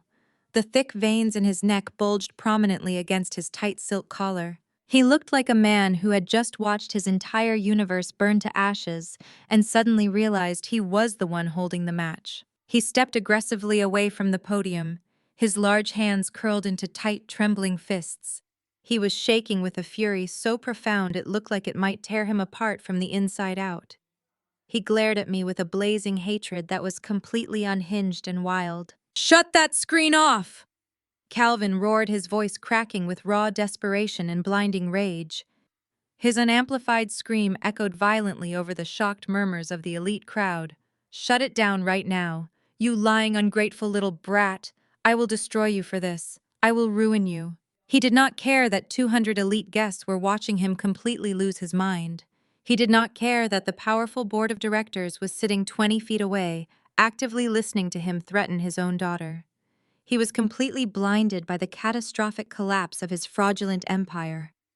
He could not comprehend that the daughter he had spent a lifetime treating like garbage was the architect of his demise. Calvin spun around his chest, heaving as he waved his arms frantically toward the back of the sprawling ballroom, where the dark silhouettes of the security personnel were stationed near the heavy exit doors. "Security!" my father screamed at the top of his lungs, flecks of spit flying from his lips in his panic. "Where is the security for this venue? Get in here right now. Get up on this stage and drag this lying outsider out of my building. I want her physically removed from this premises immediately. I want her thrown out into the street. Grab her." The booming echo of my father's voice, demanding my removal, hung heavily in the chilled air of the ballroom. He stood there on the main stage, his face flushed a dangerous shade of crimson, violently pointing a trembling finger in my direction. He was screaming for security, his pristine public mask completely shattered. For decades, Calvin had ruled his corporate empire and his family with an iron fist, convinced that his mere volume could bend reality to his will. The 200 elite guests, the politicians, the neurosurgeons, the socialites who had just been applauding him, now sat in stunned, breathless silence. They were watching a man unravel in real time. At the back of the room, the heavy brass-handled double doors swung open with a resounding thud. 6 burly security guards marched into the grand foyer. They were massive, imposing men, dressed in immaculate black suits, with discreet earpieces curled around their necks. They moved with the synchronized, predatory grace of a highly trained tactical unit. My father let out a harsh, triumphant bark of a laugh. He gripped the acrylic podium, his chest puffing out as he watched the guards advance down the center aisle. He thought he had won. He genuinely believed that his authority in this country club was absolute. He pointed at me again, his eyes wide with malicious glee. "Grab her," my father commanded, his voice raw and echoing across the crystal chandeliers. "Grab this ungrateful liar and throw her out onto the street. I want her physically removed from my sight. Do not let her take another step." I stood my ground. I did not step behind Julian. I did not lower my eyes. I simply held the microphone at my side and watched the guards approach. I could feel the collective anxiety of the room spiking. The guests in the front row shrank back in their chairs, anticipating a physical altercation. The lead security guard, a towering man with broad shoulders and a completely unreadable expression, closed the distance. He walked straight toward where Julian and I were standing at the center of the room. My mother Valerie leaned over the VIP table, a cruel, vindictive smile spreading across her tear-stained face. She was ready to watch me be humiliated, ready to see me dragged out like common trash so she could return to her comfortable delusions. But the guard did not reach for me. He did not even break his stride. He and his 5 men walked right past Julian and me, the fine fabric of their dark suits brushing past my emerald silk gown. They moved like we were completely untouchable. The smug satisfaction instantly drained from my father's face. His extended accusatory finger slowly dropped to his side. The triumphant bark died in his throat. He watched in total paralyzing confusion as the 6 massive guards bypassed the floor entirely and marched in perfect unison up the wooden steps of the main stage. "What are you doing?" my father stammered, stepping back from the podium. "I said grab the woman on the floor. Are you deaf? Get down there." The guards did not listen. They did not even acknowledge his orders. Instead, they moved with clinical efficiency to secure the perimeter of the stage. 2 guards flanked my father, boxing him in completely. 2 more moved directly behind Jamal, who was still standing near the VIP table in a drunken, aggressive stupor. The final 2 guards positioned themselves at the top of the stairs, physically blocking the only exit routes from the elevated platform. Jamal puffed out his chest, his arrogance fueled by the heavy scotch he had been consuming all night. He shoved his hand into the chest of the guard standing closest to him. "Do not touch me," Jamal shouted, slurring his words. "Do you know who I am? I am the senior vice president of this company. I will have you all fired. I will make sure you never work in this city again. Step back right now." The guard did not move a single inch. He simply looked down at Jamal with cold, unwavering indifference. Jamal's threat bounced off him like rain against concrete. The entire Golden family was completely surrounded, physically corralled on the very stage they had intended to use as their throne. My mother gasped, pressing both hands over her mouth. Chloe shrank back in her chair, the sequins of her designer gown catching the harsh stage lights as she realized she was trapped. The VIP table, which had been a symbol of their supreme social dominance just 10 minutes ago, was now a brightly lit, inescapable cage. My father looked out at the audience, his eyes wide with panic, before finally locking onto Julian. "What is the meaning of this?" my father demanded, his voice shaking with a mixture of fear and fury. "Who are these men? I demand that you call them off. I am a platinum member of this country club. I know the general manager personally. I will have this entire establishment shut down." Julian took a slow, measured step forward. He did not need a microphone to command the room. His natural authority filled the sprawling ballroom, heavy and absolute. He looked up at my father, his expression completely devoid of mercy. "You can certainly try to call the general manager," Calvin Julian said smoothly, his deep voice carrying a razor-sharp edge. "But you will find that he no longer holds the authority you think he does. He reports to a new corporate office now." Julian adjusted his tailored cuffs, exuding the quiet, terrifying patience of a man who held all the cards. "You see," Julian continued, addressing my father, but ensuring the entire room was listening, "Vanguard Holdings does not just acquire logistics networks. We specialize in aggressive, diversified portfolio expansion. 3 weeks ago, while you were busy trying to hide your massive financial crimes and planning this obscene retirement gala, Vanguard quietly bought out the premier hospitality management group that owns this country club." A collective shockwave rippled through the elite guests. The neurosurgeons and politicians looked at Julian with a new profound sense of awe and terror. Julian smiled, a cold, devastating expression. "We own the building you are standing in, Calvin. We own the catering kitchen, we own the ballroom, and we own the private security firm guarding the doors. These men do not work for you. They have never worked for you. They work for me. And right now, their only directive is to ensure that no one on that stage moves a single muscle until the proper authorities arrive." The checkmate was absolute. It was flawless. My father slumped heavily against the acrylic podium, all the fight draining out of his massive frame. He finally understood the sheer crushing magnitude of his defeat. He was a prisoner in his own kingdom, held captive by the very man he had spent years dismissing as a struggling nobody. Valerie began to weep openly, the sound of her performative sobs echoing awkwardly in the silent room. Chloe buried her face in her hands, her carefully constructed illusion of the wealthy, untouchable beauty entrepreneur completely obliterated. They were trapped on display for all of Atlanta high society to witness their total ruin. I stood beside my husband, feeling a deep, powerful sense of vindication settling into my bones. But my work was not quite finished. I scanned the chaotic, brightly lit stage, counting the family members who had made my life a living nightmare. My father was neutralized. My brother was cornered. My mother and sister were sobbing. But someone was missing. I shifted my gaze past the frozen security guards, my eyes piercing the dim shadows near the back of the VIP platform. There, moving with frantic, desperate stealth, was Sarah. My brother's old money, fiercely arrogant wife was trying to abandon ship. Sarah had slipped off her high heels to move silently. She was clutching the heavy fabric of her couture gown, creeping along the velvet-draped back wall of the stage. She was trying to reach the heavy service door hidden behind the curtains, desperately hoping to slip out into the night and distance herself from the catastrophic, highly public implosion of my family. She thought she could just walk away, insulate herself with her generational wealth, and pretend she had no part in the cruelty and the theft. I was not going to let her escape. I raised the microphone to my lips. "Leaving so soon, Sarah," I called out, my voice slicing sharply through the heavy tension of the ballroom. Sarah froze instantly. She stood caught in the shadows, her pale shoulders rigid. 200 pairs of eyes immediately snapped toward the back of the stage, pinning her in place. One of the security guards stepped smoothly into her path, blocking the service door with his massive frame. She was trapped just like the rest of them. Sarah slowly turned around. Her face was completely devoid of color.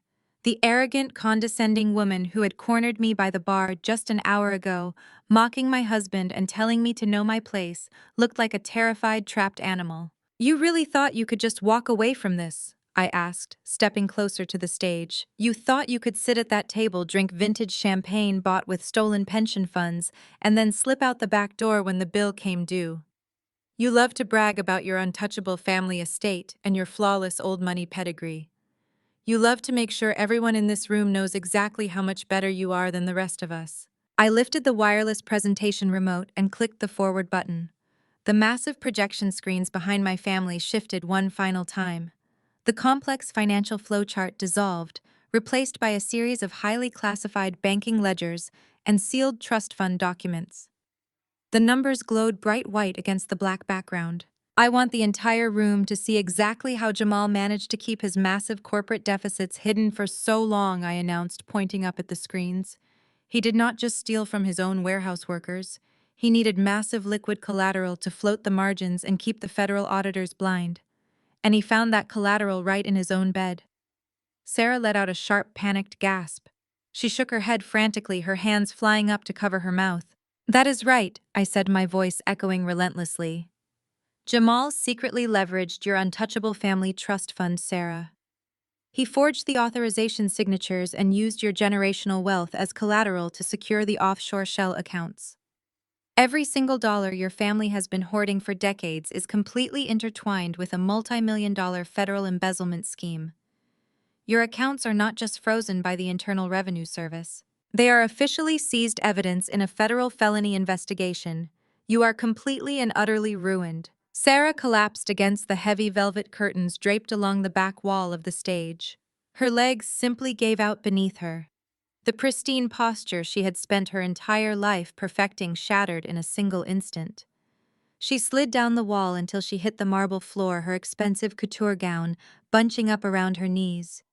She buried her face in her hands, her shoulders shaking violently as the reality of her total financial annihilation settled into her bones. She had spent her evening mocking Julian and looking down her nose at me, completely unaware that her own husband had secretly mortgaged her family legacy to cover up a multi-million-dollar federal crime. The old money heiress was now entirely destitute. The 200 elite guests in the ballroom remained absolutely silent. The neurosurgeons, the politicians, and the corporate executives were frozen in their seats. They were no longer watching a family dispute. They were witnessing the catastrophic implosion of a criminal enterprise. No one dared to speak. No one reached for their phones. They were terrified that any sudden movement might draw my attention, terrified that I might have uncovered their own hidden financial secrets during my audit. I stood on the stage, the microphone resting easily in my hand. I felt a profound, grounding sense of peace. For decades, my family had wielded their fabricated wealth like a weapon, using it to batter me into submission and make me feel entirely worthless. Now I had stripped them of their only armor. They were completely exposed. Then the silence of the country club was broken by a sound that cut through the thick tension of the ballroom. It started as a faint, distant wail echoing through the quiet streets of downtown Atlanta. Within seconds, the sound multiplied and amplified, growing exponentially louder as it approached the exclusive neighborhood. The unmistakable shriek of multiple police sirens tore through the calm evening air. My father, Calvin, whipped his head toward the massive floor-to-ceiling windows lining the east wall of the venue. His eyes widened in pure, unadulterated panic. Jamal snapped his head up from where he stood, cornered by Julian's private security team. The heavy, suffocating dread in the room intensified as the sirens reached a deafening pitch right outside the main entrance of the country club. Brilliant, blinding flashes of red and blue light suddenly pierced through the darkness outside. The harsh, strobing police lights reflected violently against the tall glass panes of the ballroom windows, casting frantic, erratic shadows across the elegant dining tables and the towering ice sculptures. The warm, golden glow of the crystal chandeliers was completely overpowered by the aggressive, rhythmic flashing of federal law enforcement vehicles pulling up to the front doors. My mother, Valerie, let out a sharp, terrified gasp. She gripped the edge of the VIP table, her knuckles turning bone white. She looked wildly from the flashing windows to my father, her eyes begging him to fix a situation that was completely beyond his control. But my father could not save her. He could not even save himself. The heavy brass-handled double doors at the back of the ballroom were thrown open with a violent, resounding crash. A team of federal agents marched into the grand foyer. They did not wear tailored tuxedos or couture gowns. They wore dark tactical windbreakers with the bright yellow letters of the Federal Bureau of Investigation and the Securities and Exchange Commission printed boldly across their backs. They moved with absolute synchronized authority, their heavy boots stepping firmly onto the polished marble floors. The country club management staff, who normally prided themselves on exclusivity and strict guest lists, immediately scrambled out of the way, flattening themselves against the walls. You do not ask for invitations when the federal government arrives with a stack of signed warrants. The lead agent, a tall, sharp-featured man with a silver badge clipped to his belt, scanned the room. His eyes bypassed the terrified socialites and locked directly onto the main stage where my family stood, surrounded by Julian's private security team. The agent gave a swift, silent gesture, and his team fanned out, marching swiftly down the center aisle of the ballroom. The elite guests practically shrank into their chairs as the federal agents passed their tables. The intoxicating illusion of high society invincibility evaporated. They were watching the untouchable logistics patriarch being actively cornered by the United States government. I raised the microphone to my mouth one final time. I needed to ensure that every single person in this room, from the local politicians to my own trembling mother, understood exactly why this was happening. I needed them to know that this was not a petty act of personal revenge. This was a legal mandate. "Please remain seated," I announced, my voice slicing cleanly through the rising panic in the room. "What you are witnessing is a coordinated federal response to a severe financial crime. I want to make this perfectly clear to everyone present. I did not invite these agents here tonight out of malice. I invited them here because the law required me to do so." The federal agents reached the base of the stage, ascending the wooden steps with purposeful, heavy strides. Julian's private security guards seamlessly stepped aside, relinquishing their perimeter to the federal authorities. As a licensed forensic accountant, I continued speaking slowly and deliberately, so every word echoed across the room. I am bound by strict ethical and legal codes. When Vanguard Holdings initiated the due diligence process for this corporate acquisition, I was granted unrestricted access to the internal financial ledgers. The moment I uncovered a $12 million embezzlement scheme funneling employee pension funds into offshore shell accounts, my legal obligations shifted.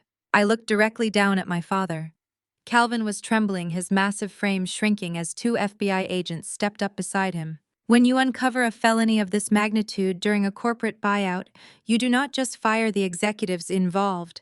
I stated, my tone absolutely clinical and unforgiving. You are legally mandated to report the findings to the Securities and Exchange Commission and the federal authorities immediately. Failing to report an embezzlement of a corporate pension fund would make me a complicit accessory to a federal crime.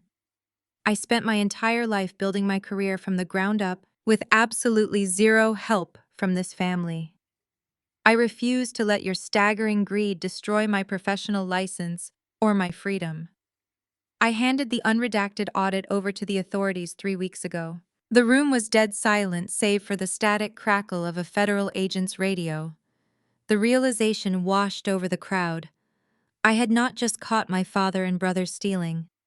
I had methodically built an airtight federal case against them, handed the prosecution the murder weapon, and then sat quietly in the back of the room while they threw a party to celebrate their crimes. Jamal let out a pathetic whimpering sound. The golden child, the arrogant executive who had spent the entire evening bragging about his impending wealth and insulting my husband, began to physically back away. He bumped hard against the VIP table, his eyes wide with genuine terror as a federal agent grabbed his arm. "Let go of me," Jamal cried out, his voice cracking like a frightened child. "You do not understand. My dad told me to do it. He told me how to route the money. I did not know it was illegal. I just signed the transfer forms he gave me. He was selling our father out before the handcuffs were even out of the agent's pouch. There was no family loyalty. There was no unbreakable bond. The moment the consequences arrived, the golden children turned into desperate cowards. Turn around and place your hands behind your back." The federal agent ordered, his voice flat and completely devoid of sympathy. Jamal sobbed a loud, ugly sound that echoed over the microphone system. He turned around, shaking violently. The sharp metallic click of heavy steel handcuffs locking securely onto my brother's wrists cut through the ballroom. It was the most beautiful sound I had ever heard. The agent grabbed Jamal by the shoulder, spinning him around to face the crowd as he began to loudly recite his Miranda rights. "You have the right to remain silent," the agent declared, reading from a small card. "Anything you say can and will be used against you in a court of law." Two more agents grabbed my father. Calvin did not fight them. He did not yell or threaten to destroy me anymore. The towering, intimidating patriarch was completely gone. He let the agents pull his arms behind his back, his head bowing down toward his chest, in total paralyzing defeat. The heavy steel cuffs clicked shut around his wrists, locking him into a reality he could no longer manipulate or control. As the agents began to recite the Miranda rights to my father, a piercing, hysterical scream shattered the remaining tension in the room. My mother Valerie could no longer hold on to her fractured reality. The woman who had spent decades meticulously crafting an image of flawless, untouchable superiority, watched her husband and her golden son being bound in federal chains. She watched her entire social empire disintegrate under the flashing red and blue lights of police cruisers. Valerie collapsed. She fell hard to her knees right there on the elevated VIP platform, her expensive, heavy silk couture gown pooled awkwardly around her on the floor. She wrapped her arms around her stomach, sobbing with a frantic, breathless hysteria that shook her entire body. Her perfect makeup ran in dark streaks down her face. She was wailing loudly, mourning the death of her prestige, the loss of her stolen wealth, and the absolute ruin of the only life she ever cared about. My mother remained on her knees in the center of the elevated platform, her heavy silk couture gown soaking up the spilled champagne, pooling on the marble floor. The flawless, untouchable society matriarch had completely vanished. Her elaborate updo was unraveling strands of hair sticking to her tear-soaked face. She watched the federal agents secure the handcuffs on her husband and her golden son, and the absolute reality of her total financial annihilation finally shattered her mind. She turned her head and looked up at me. For my entire life, her eyes had only ever held contempt, disappointment, or sheer embarrassment when she looked in my direction. Now her eyes held something entirely different. They held a frantic, crawling desperation. She pulled herself forward, dragging her knees across the hard floor, ignoring the ruined fabric of her designer dress. She reached her shaking hands out toward me, desperately trying to grab the hem of my emerald gown. I took a deliberate, measured step backward, refusing to let her touch me. "Maya, please," my mother choked out her voice. A shrill, breathless whine that echoed over the heavy footsteps of the federal agents. "You have to tell them to stop.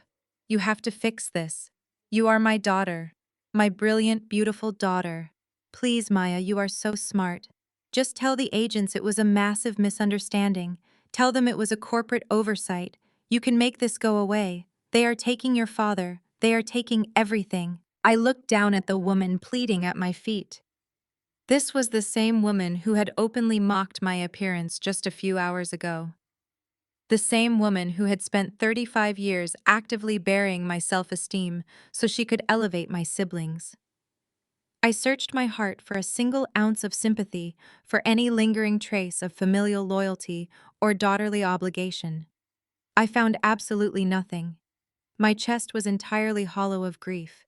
I felt a cold, surgical detachment. "You do not get to call me brilliant now that your stolen empire is burning," I said, my voice dropping to a dead, unwavering calm. "You do not get to claim me as your beautiful daughter, only when you need me to shield you from federal prison.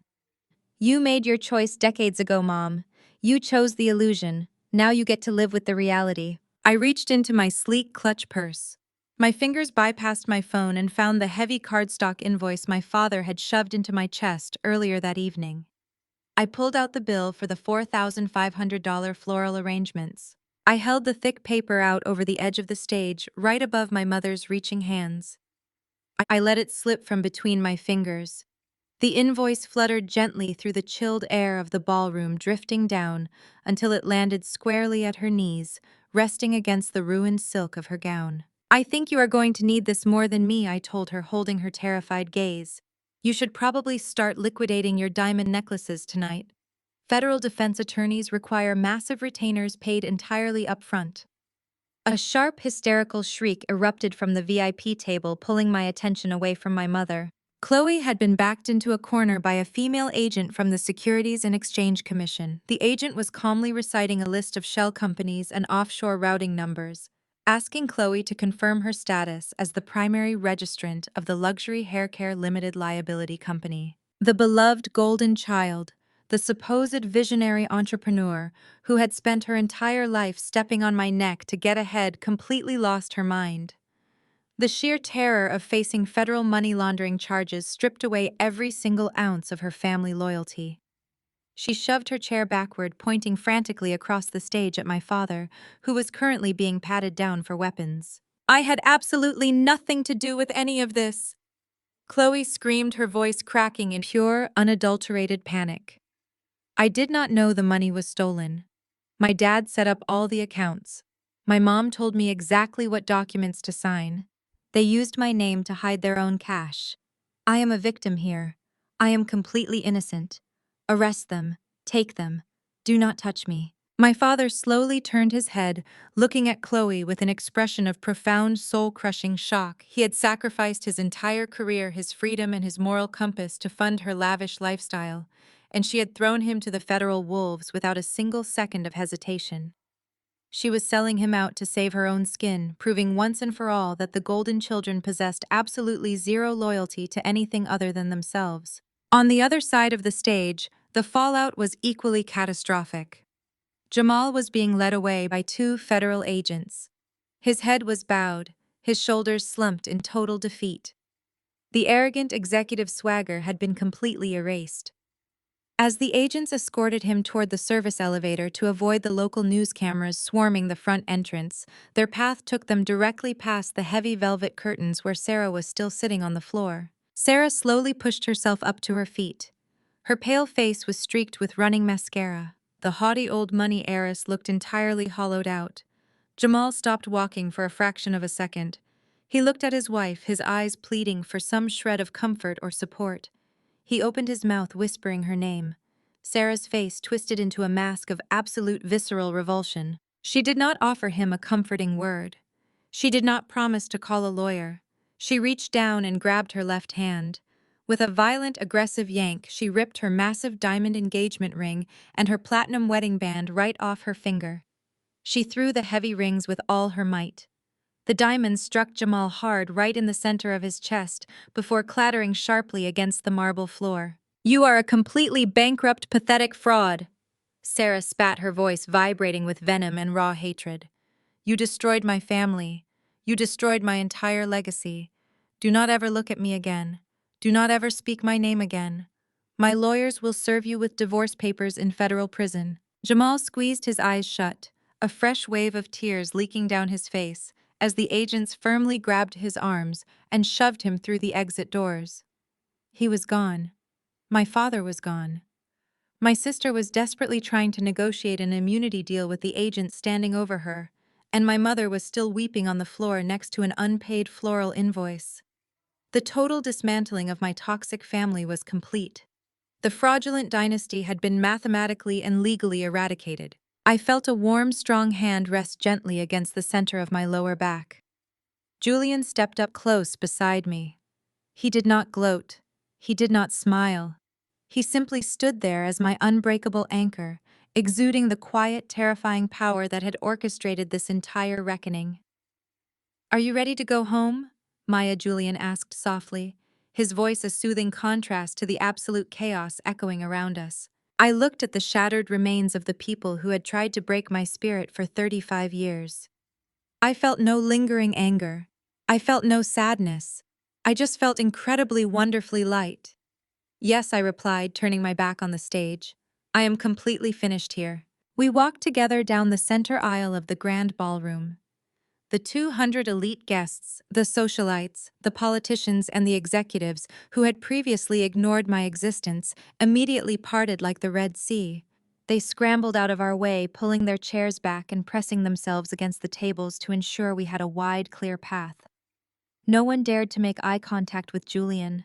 No one dared to speak a single word to me.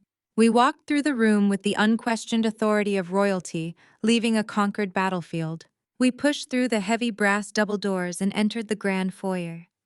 The flashing red and blue lights from the police cruisers parked outside continued to strobe through the tall glass windows, casting long, erratic shadows across the lobby floor.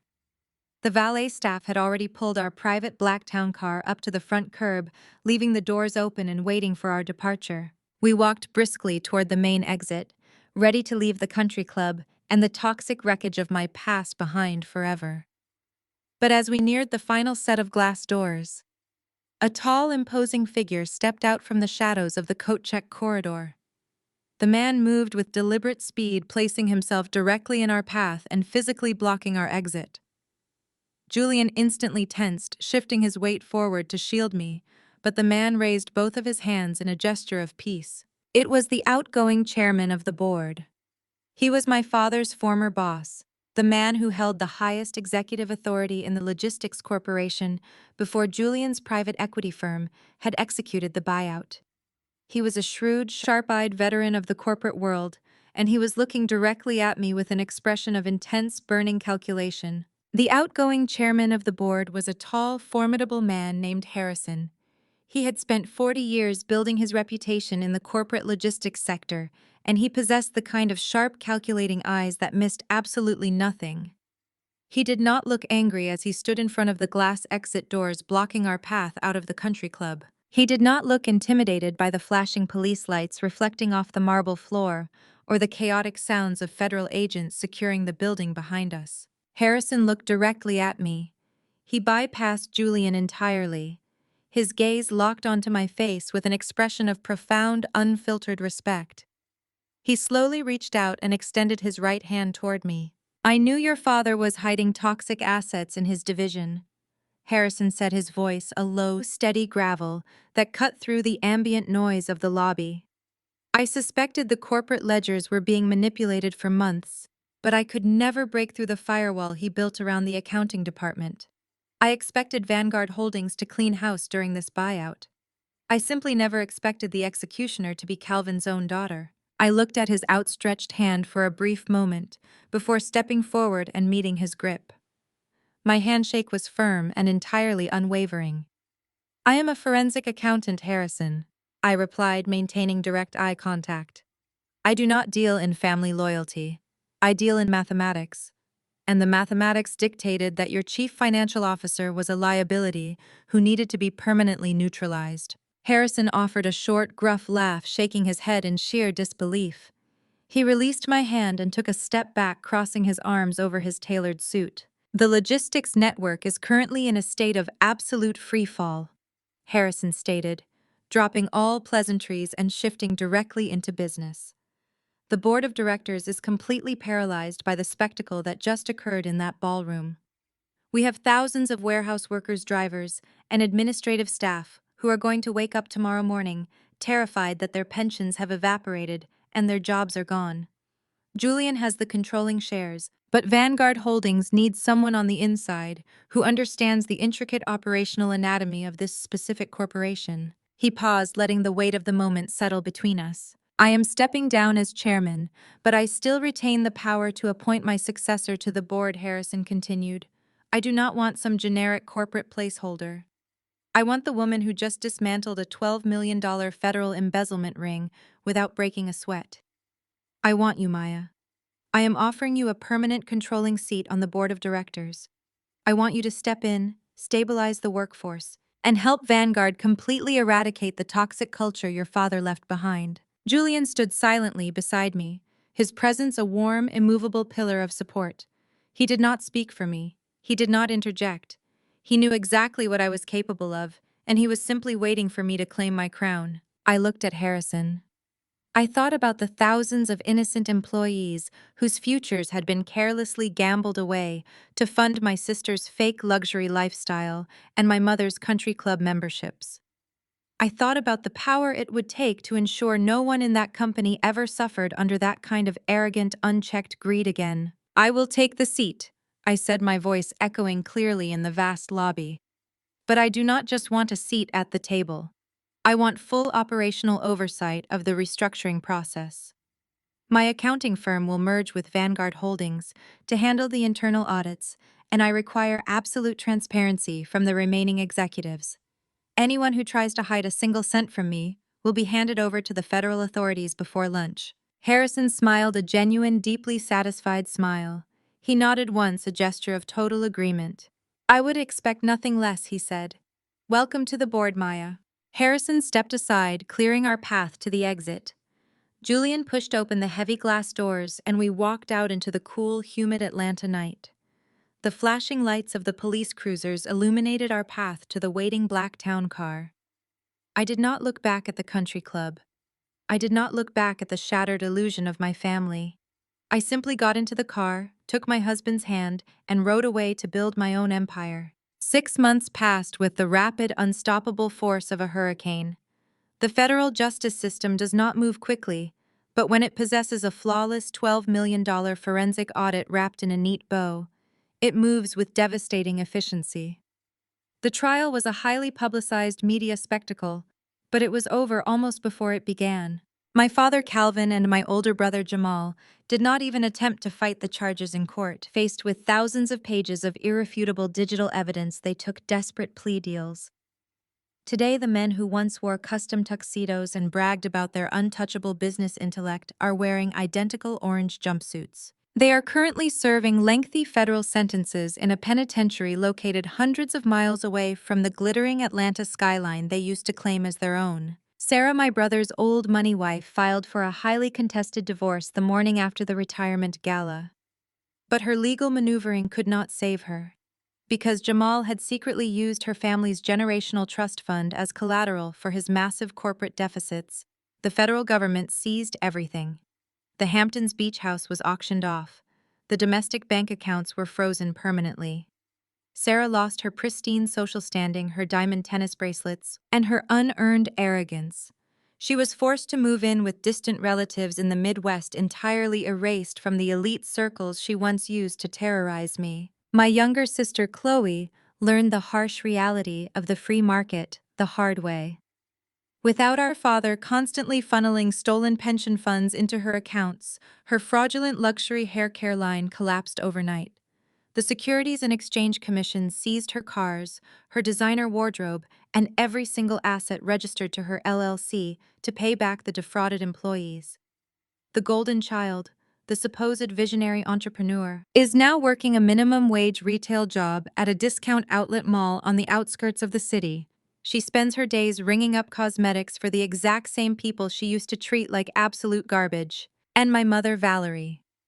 The woman who spent 35 years telling me I was a budget-friendly disappointment who did not belong in high society. Valerie's entire existence was completely dependent on the wealth and prestige of her husband.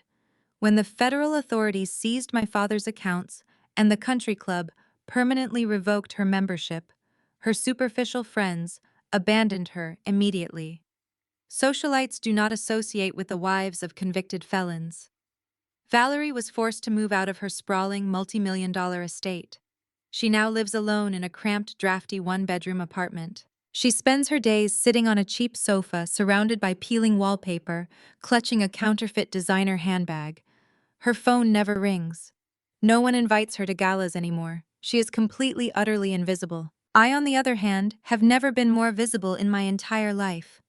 I am sitting behind a massive custom-built glass desk in my lavish corner office.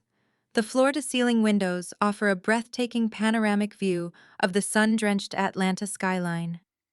The morning light spills across the polished hardwood floors, warming the quiet, powerful space I now command. I successfully merged my forensic accounting firm with Vanguard Holdings, creating an unstoppable corporate syndicate. I sit on the board of directors for the newly restructured logistics company, and under my strict financial oversight, the employee pension fund has been completely restored and protected.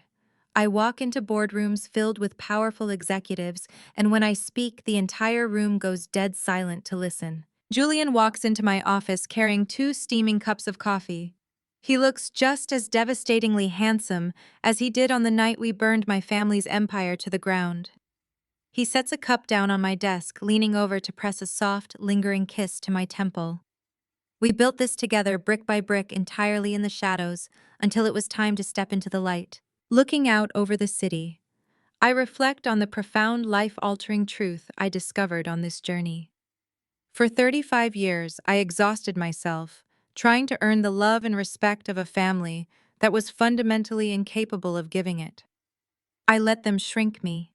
I let them convince me that I was a scapegoat who had to beg for a seat at their glamorous toxic table. But it was a rigged game from the very start. You cannot win the respect of people who require your failure to fuel their own ego. True power does not come from waiting for an invitation to a table where you are secretly despised. True power comes from gathering your own resources, sharpening your own mind, and building your own table from scratch. The greatest lesson from Maya's story is that real success does not always need to announce itself. Sometimes the strongest person in the room is the one everyone underestimates. Maya's family judged her by appearances, treated her silence as weakness, and assumed that her quiet life meant she had accomplished nothing. They were so focused on displaying wealth, status, and influence that they could not recognize genuine intelligence, discipline, or character when those qualities stood directly in front of them. For years, Maya's parents and siblings created a false definition of success. To them, success meant expensive clothing, important titles, luxury events, powerful friends, and public admiration. Calvin presented himself as a respected corporate leader. Valerie acted like the perfect society matriarch. Jamal claimed to be a brilliant executive while Chloe was praised as a visionary entrepreneur. Sarah used her family's supposed generational wealth to look down on others. Together, they created an impressive image, but behind that image was dishonesty. Calvin and Jamal had stolen millions of dollars from the company's employee pension fund. Chloe's successful beauty business was only a shell used to hide stolen money. The family's luxury lifestyle was not built through talent sacrifice or honest work. It was funded by the retirement savings of hardworking employees who trusted the company to protect their futures. This contrast teaches us an important truth: appearance is not the same as reality. A person may wear an expensive suit and still be deeply insecure. Someone may hold an impressive title and still be incompetent. A family may look perfect in photographs while being cruel and divided behind closed doors. A business may appear successful while collapsing under fraud and debt. On the other hand, someone living quietly may be building something powerful, meaningful, and lasting. Maya did not need to prove herself through constant displays of wealth. She knew who she was. She was a highly skilled forensic accountant and a silent partner in a successful private equity firm. She and Julian had built their company from the ground up through discipline, intelligence, and years of difficult work. Their success was genuine because it was supported by knowledge, integrity, and results. Maya's family could not see this because they had already decided who she was. They needed Maya to remain the family disappointment. Her supposed failure helped them feel more successful. By criticizing her clothes, her hair, her career, and her husband, they protected themselves from confronting their own weaknesses. If Maya was poor, unimpressive, and unsuccessful, then Calvin could continue pretending he was a great leader. Jamal could believe he was a gifted executive. Chloe could call herself a visionary. Valerie could maintain the image of a flawless family. Maya's existence threatened their illusion. This teaches us that some people do not misunderstand us accidentally. They misunderstand us because the false version of us serves their emotional needs. They may need us to be weak so they can feel strong. They may need us to fail so they can avoid examining their own failures. They may continue treating us according to an old identity because accepting our growth would force them to admit they were wrong. In situations like this, endlessly explaining ourselves may not help. Maya could have told her family that she was successful. She could have shown them her financial records, her company documents, or photographs of her real life. But they probably would have found another reason to diminish her. People who are committed to disrespecting us are rarely changed by more evidence. They do not lack information. They lack the willingness to see us honestly. Maya chose a different path. She stopped begging for recognition. That is another major lesson from the story. Freedom begins when we stop allowing other people's opinions to determine our value. Maya's parents had spent years trying to make her feel small. They wanted her to apologize for her natural hair, her clothing, her personality, her choices, and even her presence. At the gala, Calvin attempted to publicly humiliate her in front of 200 guests. He believed that if enough powerful people watched him reject her, she would finally accept his version of herself. But Maya did not collapse. She stood up calmly. She did not cry, shout, or beg him to reconsider. She refused to give him the emotional reaction he wanted. Her composure was not passivity, it was control. There is great power in emotional discipline. This does not mean suppressing every feeling or pretending that cruelty does not hurt. It means refusing to allow anger, fear, or humiliation to control our next decision. Maya felt the pain of her father's rejection, but she did not let that pain destroy her strategy. Many people lose their advantage because they react too quickly. They respond to insults immediately, reveal their plans, send angry messages, or make emotional decisions they later regret. Maya understood that reacting is not always the same as responding. A reaction is often automatic. A response is chosen. She chose timing over impulse. Maya had already gathered the financial evidence. Julian's company had already secured controlling ownership. The acquisition documents were complete. She knew the truth would be more powerful than any argument she could have made during cocktail hour. Instead of fighting with her family over every insult, she allowed them to continue exposing their arrogance in front of witnesses. Her silence gave them room to reveal themselves. Calvin publicly insulted his daughter. Jamal bragged about achievements he had not earned. Sarah mocked Julian without knowing his identity. Chloe demanded that Maya surrender her seat. Valerie defended cruelty in the name of family status. Every one of them contributed to their own humiliation. This illustrates another lesson: arrogant people often create the conditions of their own downfall. Maya did not invent the crimes. She did not falsify the records or manufacture the pension theft. She simply uncovered what Calvin and Jamal had already done. Their destruction came from their own choices. There is a difference between revenge and accountability. Revenge seeks suffering for its own sake. Accountability allows people to experience the natural consequences of their actions. Maya did not destroy an innocent family because she was angry. She exposed fraud that harmed hundreds of employees. The pension money did not belong to Calvin, Jamal, or Chloe. It belonged to workers who had spent years earning their retirement security. By exposing the theft, Maya was protecting people who might otherwise have lost everything. This part of the story reminds us that silence can become dangerous when it protects wrongdoing. There are moments when walking away is wise. There are also moments when evidence must be presented, boundaries must be enforced, and harmful behavior must be stopped. Maya did not confront her family with rumors. She confronted them with facts. She had transaction records, shell company documents, false invoices, account histories, and a complete financial trail. Her evidence was stronger than their reputation. Calvin had powerful friends and an impressive public image, but neither could erase the numbers. Truth supported by evidence is difficult to defeat. This lesson applies far beyond corporate fraud. In personal conflicts, workplaces, families, and legal disputes, people sometimes rely too heavily on emotional arguments. They say everyone knows I am a good person, or people will believe me because of my position. But reputation is not proof. Confidence is not proof. Anger is not proof.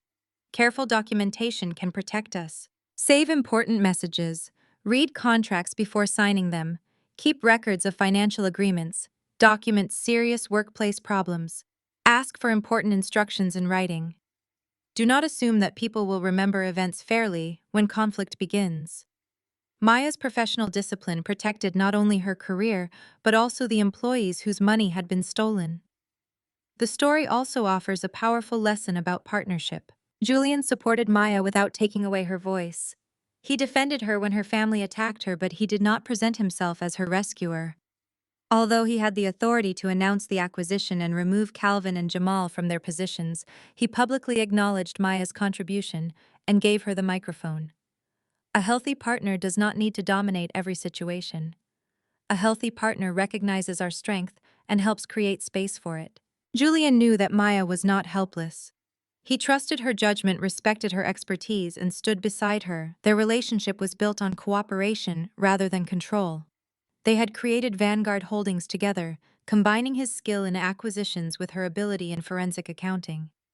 Their success was not based only on money, it was based on trust. This stands in direct contrast to Maya's family.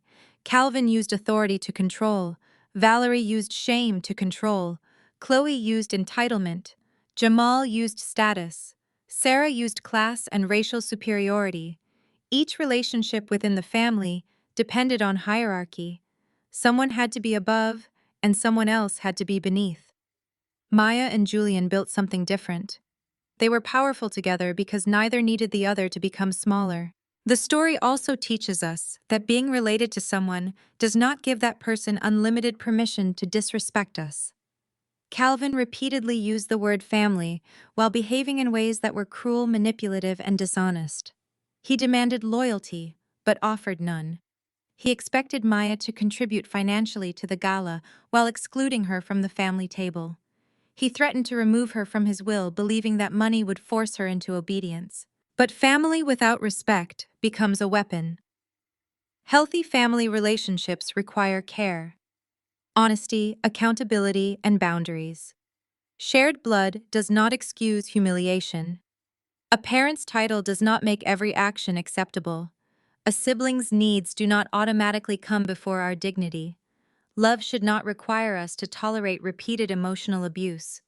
Setting boundaries does not make someone disloyal. Sometimes boundaries are the only way to stop unhealthy patterns. Maya did not allow her father's public rejection to define her. She did not let her mother's criticism determine how she wore her hair. She did not give up her seat for Chloe. She did not allow Sarah to insult Julian without consequences. Each boundary communicated the same message: you do not control me anymore. The final lesson is that long-term character matters more than short-term applause. At the beginning of the gala, Calvin received a standing ovation. Guests admired him. Cameras photographed him. His family occupied the VIP table. He looked powerful, but applause could not protect him from the truth. Maya sat near the kitchen doors, almost invisible. Yet she possessed the expertise, evidence, and integrity that would determine the future of the company. Her location in the ballroom did not reflect her actual value. Life often works this way. The people receiving the most attention are not always the people creating the greatest impact. Recognition may arrive late. Justice may take time. Honest work may remain invisible for years. But reality eventually demands to be acknowledged. Maya's victory was not created on the night of the gala. It was created during the years when she studied, worked, built her company, developed her expertise, and maintained her integrity despite her family's disrespect. The gala was only the moment when everyone else finally saw what had already been true. That may be the most encouraging lesson of all. You do not need everyone to recognize your progress while you are making it. You do not need permission from people who benefit from underestimating you. You do not have to reveal every plan, announce every achievement, or respond to every insult. Keep building. Protect your character. Learn valuable skills. Choose trustworthy partners. Document the truth. Set firm boundaries. Let your work become stronger than the false stories told about you. People may place you at the smallest table in the darkest corner of the room. They may laugh at your clothes, question your choices, and dismiss the person standing beside you. But their seating arrangement does not determine your worth. Their applause does not determine your success. Their rejection does not erase your future. Sometimes the person they order to leave is the person who quietly holds the keys to the entire building. If Maya's journey reminded you that quiet strength can outlast cruelty, like this video, subscribe to the channel, and share your own lesson about choosing dignity over approval in the comments.